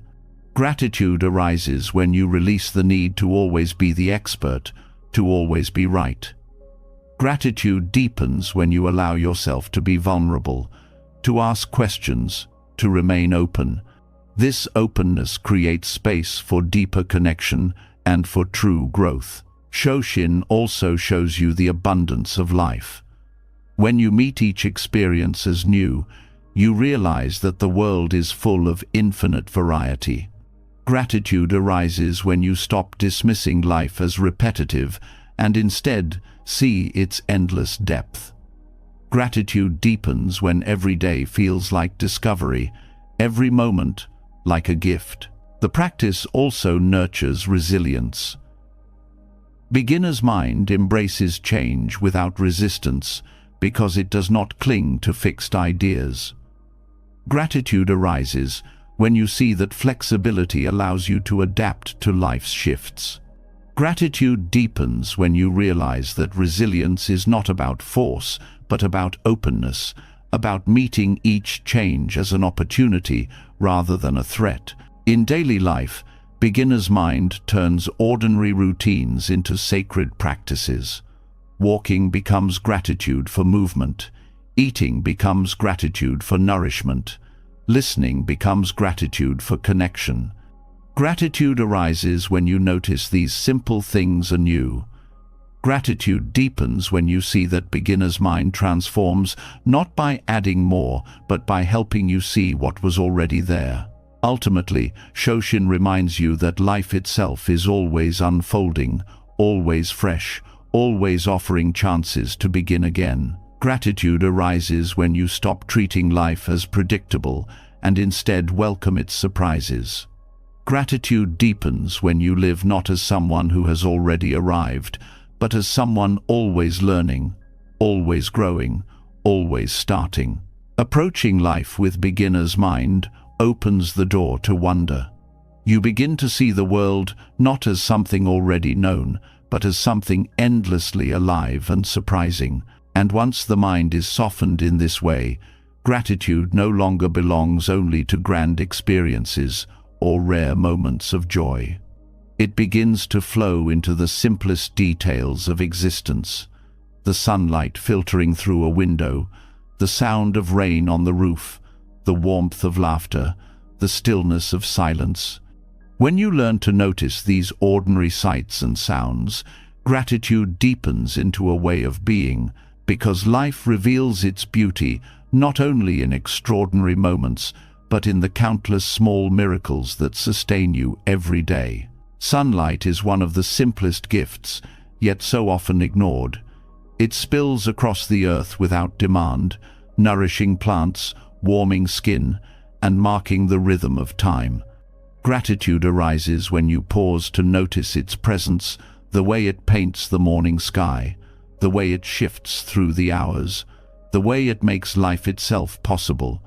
Gratitude deepens when you realize that without sunlight, nothing could grow, no breath could be taken, no joy could unfold.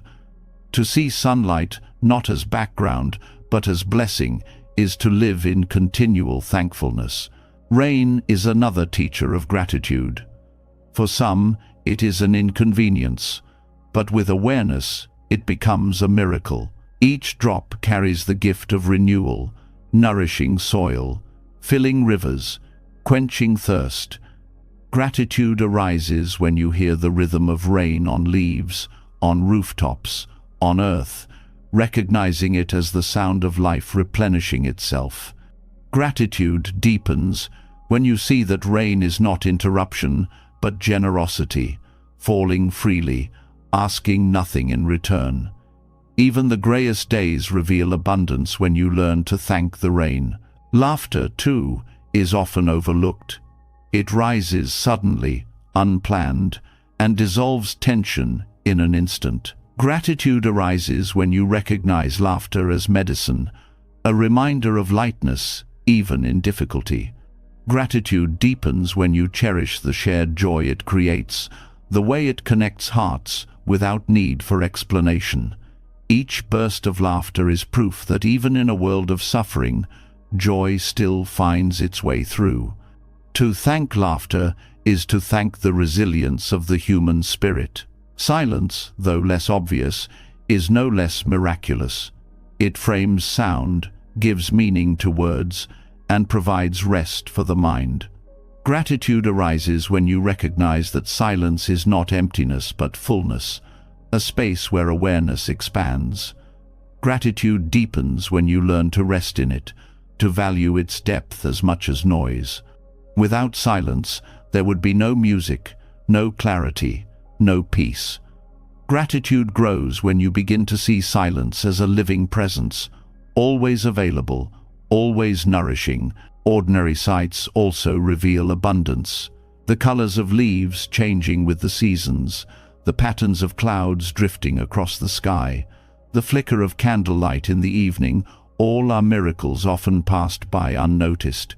Gratitude arises when you pause to truly see, when you let your eyes rest long enough for beauty to reveal itself. Gratitude deepens when you realize that wonder is not hidden but overlooked, that the world is always offering beauty to those who are willing to look. The same is true of ordinary sounds: the rustling of trees, the hum of bees, the flow of water, even the rhythm of footsteps, all carry the music of life. Gratitude arises when you listen with care, when you stop treating these sounds as background and start honoring them as reminders of connection. Gratitude deepens when you realize that every sound is fleeting, unique to that moment, never to be heard in the same way again. Each one is worthy of thanks. Even the breath itself carries its own sound, soft and subtle, reminding you of life's continuity. Gratitude arises when you hear this rhythm, steady and quiet, sustaining you without demand. Gratitude deepens when you realize that this sound will one day cease, making every breath now an irreplaceable gift. To thank the sound of breath is to thank life itself, rising and falling with each inhale and exhale. Ordinary encounters also hold beauty. The sound of footsteps in a hallway, the sight of neighbors passing by, the murmur of conversation in a cafe, all are pieces of a larger symphony of human life. Gratitude arises when you see these as signs of connection, of community, of shared existence. Gratitude deepens when you realize that these sounds and sights mean you are not alone, that you are part of a world alive with movement and interaction. Even the most mundane details, the clinking of dishes, the turning of pages, the creak of a chair, become sacred when viewed with gratitude. Each is a reminder of being alive, of interacting with a world that responds, that speaks back in countless small ways. Gratitude arises when you honor these simple exchanges. Gratitude deepens when you understand that life is built not of rare events, but of countless small moments, each carrying beauty, if only you pay attention. Seeing beauty in ordinary sights and sounds also teaches patience. Gratitude arises when you slow down enough to notice the play of light, the texture of fabric, the rhythm of a bird's call. Gratitude deepens when you realize that life does not need to be extraordinary to be meaningful. Presence reveals that the extraordinary is already here, woven into the ordinary. This practice also teaches humility. Gratitude arises when you realize that the world offers endless gifts without your effort. The sunrise, the rain, the laughter of others. Gratitude deepens when you bow inwardly to this generosity, recognizing that much of what sustains you is given freely, without condition. Gratitude for ordinary sights and sounds also transforms suffering. Even in difficulty, you can find moments of light, a warm patch of sunlight on your skin, the sound of wind moving through trees, a child's laughter breaking tension. Gratitude arises when you allow these moments to soothe you, to remind you that beauty persists even in hardship. Gratitude deepens when you recognize that life always carries both struggle and wonder, and that noticing the wonder sustains you through the struggle. By honoring ordinary sights and sounds, you begin to live more fully. Gratitude arises when you stop rushing past the details and start resting in them.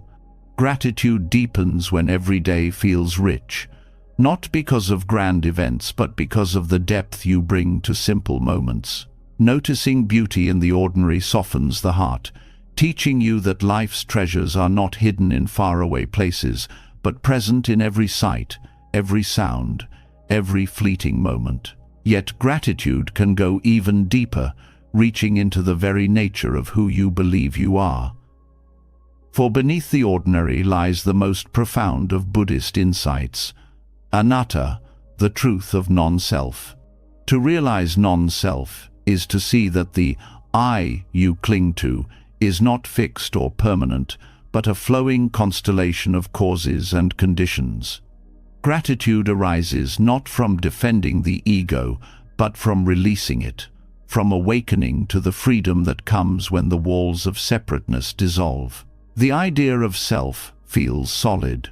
You grow up with a name, a body, a story, and it becomes easy to believe that this collection is permanent, unchanging. Yet when examined closely, none of it is fixed.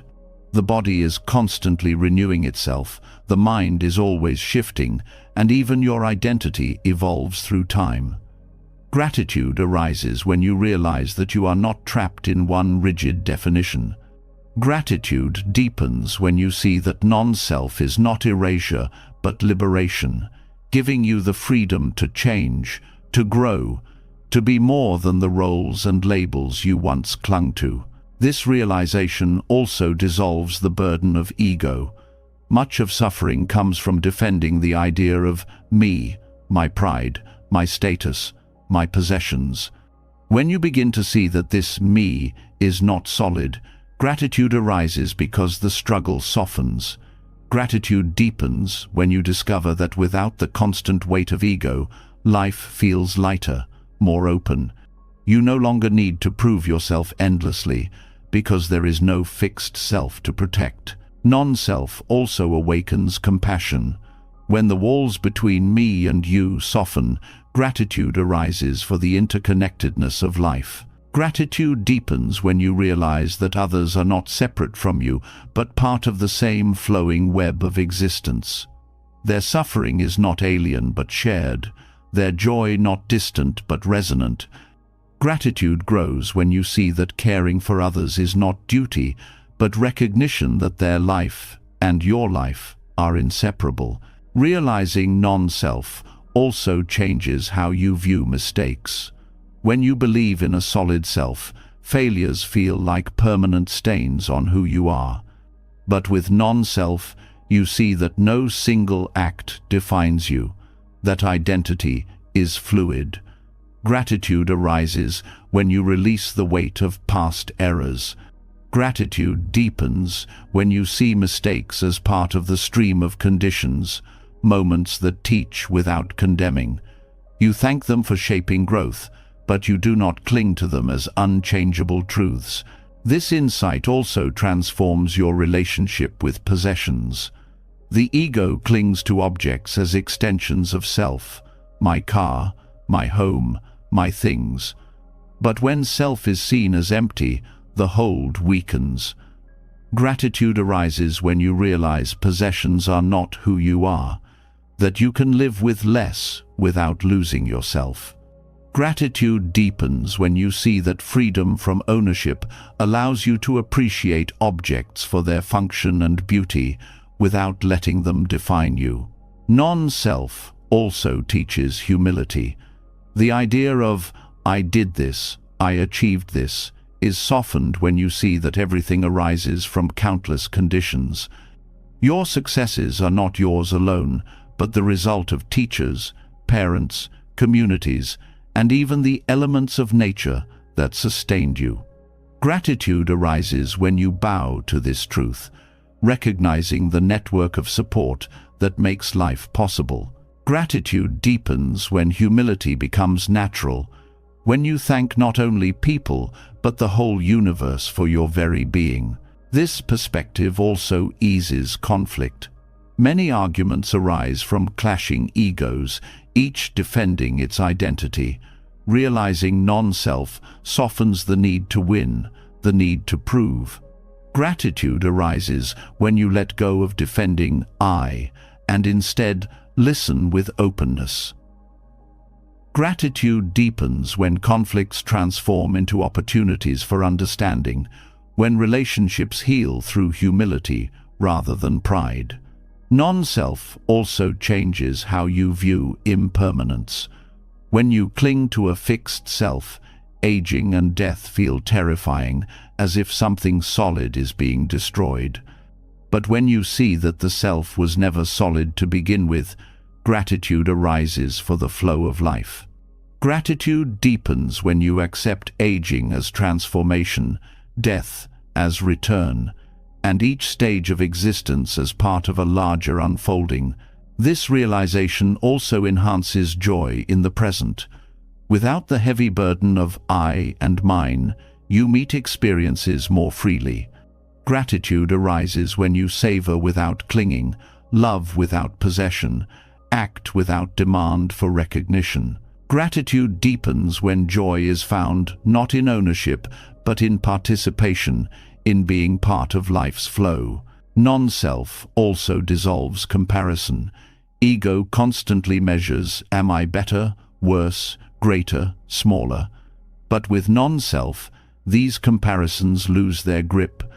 Gratitude arises when you release the need to compete. When you stop binding your worth to others' paths. Gratitude deepens when you appreciate your journey as unique as one expression of countless conditions, neither superior nor inferior, but simply alive. The practice also reveals resilience. Ego fears change, but non-self welcomes it, knowing that identity is fluid. Gratitude arises when you adapt to shifts without fear of losing yourself. Gratitude deepens when you see that resilience is not resistance but openness, a willingness to let go of rigid identity and meet life as it comes. Realizing non-self also transforms love. Ego often makes love about possession, about you are mine. But when you release self, love becomes freer, more expansive. Gratitude arises when you experience love without grasping, caring without controlling. Gratitude deepens when you see love as a gift of connection, not a property to defend. Even suffering is softened through non-self. Pain feels unbearable when tied to identity. This is happening to me. But when the self is seen as fluid, suffering becomes part of the flow, not a fixed condemnation. Gratitude arises when you see that suffering too changes, that it does not define you. Gratitude deepens when compassion arises from this understanding, for yourself and for others who suffer. Non-self also opens the door to wonder. Gratitude arises when you realize that, without the burden of ego, the world shines more brightly. Gratitude deepens when you see that life itself is miraculous, that each moment is a gift, not belonging to you, but offered by existence itself. Living with gratitude for non-self does not erase individuality, it reveals into being. Gratitude arises when you see yourself not as isolated, but as part of a living whole. Gratitude deepens when you live lightly, humbly, openly, aware that the boundaries of self are illusions, and that life is richer when those walls fall away. Seeing through the illusion of self dissolves the walls that once kept you separate and heavy. Gratitude begins to flow more freely when you realize there is no permanent I to defend, no rigid ego to maintain, only a continuous stream of life moving through conditions. Yet even this insight does not arise on its own. It is the fruit of teachings passed down through centuries, preserved and shared so that countless seekers could awaken to truth. The Dharma is not just a set of ideas, it is a timeless gift, a guiding light that shows the way to gratitude itself. To honor the Dharma is to bow to the wisdom that makes freedom possible, to recognize that without it, these realizations would remain hidden in darkness. The Dharma is precious because it points to reality as it is. The world is full of noise, opinions, and illusions, but the teachings cut through confusion and reveal clarity. Gratitude arises when you see that the Dharma is like a mirror, showing you life as it truly is, rather than as you wish it to be. Gratitude deepens when you realize that this guidance spares you from wandering endlessly in ignorance, that it provides a path where otherwise there would be only uncertainty. The teachings are timeless because they speak not only to monks in ancient forests, but to every life, in every era. Gratitude arises when you notice that the same wisdom that calmed the minds of seekers thousands of years ago can also soothe the restlessness of today. Gratitude deepens when you realize that truth does not expire, that impermanence, compassion, mindfulness, and interdependence remain as relevant now as they were then. The Dharma also gives language to experiences you may feel but cannot name. Without it, awareness of impermanence, non-self, or compassion may appear vague or fleeting. The teachings crystallize these truths, turning them into practices that can be cultivated. Gratitude arises when you see that the Dharma offers not only insight, but method. Gratitude deepens when you recognize that it provides tools you can actually use to transform your life, rather than leaving wisdom as abstract thought. The Dharma is also a gift because it is freely given. Unlike treasures guarded for the few, The teachings have been shared across centuries without demand for ownership. Gratitude arises when you realize that this wisdom has been preserved not for profit, but for the benefit of all beings. Gratitude deepens when you remember the countless generations of practitioners who safeguarded it, memorized it, lived it, and transmitted it so that you might receive it today. The teachings also serve as a compass in moments of confusion. Life presents choices, conflicts, and difficulties that easily overwhelm. The Dharma points toward compassion, patience, and clarity as guiding principles. Gratitude arises when you experience the relief of direction in times of chaos. Gratitude deepens when you realize that with the Dharma, you never walk entirely blind. You always have a light to guide you through uncertainty. The Dharma also humbles the mind. Gratitude arises when you realize that the wisdom you follow is larger than your individual opinions or preferences. Gratitude deepens when you allow the teachings to reshape you, to challenge your assumptions, to expand your understanding beyond what your ego clings to. By surrendering to the Dharma, you grow not smaller, but freer. The teachings are also a refuge. In times of suffering, the Dharma offers solace by reminding you that pain is part of life, but not the entirety of it. Gratitude arises when you see that the Dharma does not deny suffering, but shows how to transform it into wisdom. Gratitude deepens when you find comfort in knowing that no matter the weight of hardship, the teachings provide a path to relief. The Dharma also teaches balance. In a world that swings between extremes of indulgence and denial, it offers the middle way. Gratitude arises when you discover the steadiness this brings, when you no longer feel pulled apart by opposing forces. Gratitude deepens when you recognize that balance is not mediocrity, but harmony, a way of walking with both freedom and responsibility. The teachings also nurture compassion. Gratitude arises when you see how the Dharma trains the heart to move beyond selfishness, to feel the suffering of others as your own. Gratitude deepens when you experience the joy of living with kindness, when you realize that compassion is not weakness, but strength, a strength born from wisdom rather than pride. The Dharma is also timeless because it adapts without losing its essence. Gratitude arises when you see that the teachings can be practiced in a temple, at home, at work, or in silence. Gratitude deepens when you realize that the Dharma is not bound to culture or time period, that it bends to meet the needs of every seeker while remaining rooted in truth. The gift of the Dharma also lies in its universality. Though born in a particular place, its essence speaks to all humanity. Gratitude arises when you realize that its insights into impermanence, suffering, compassion, and wisdom are human truths, not limited to any one group.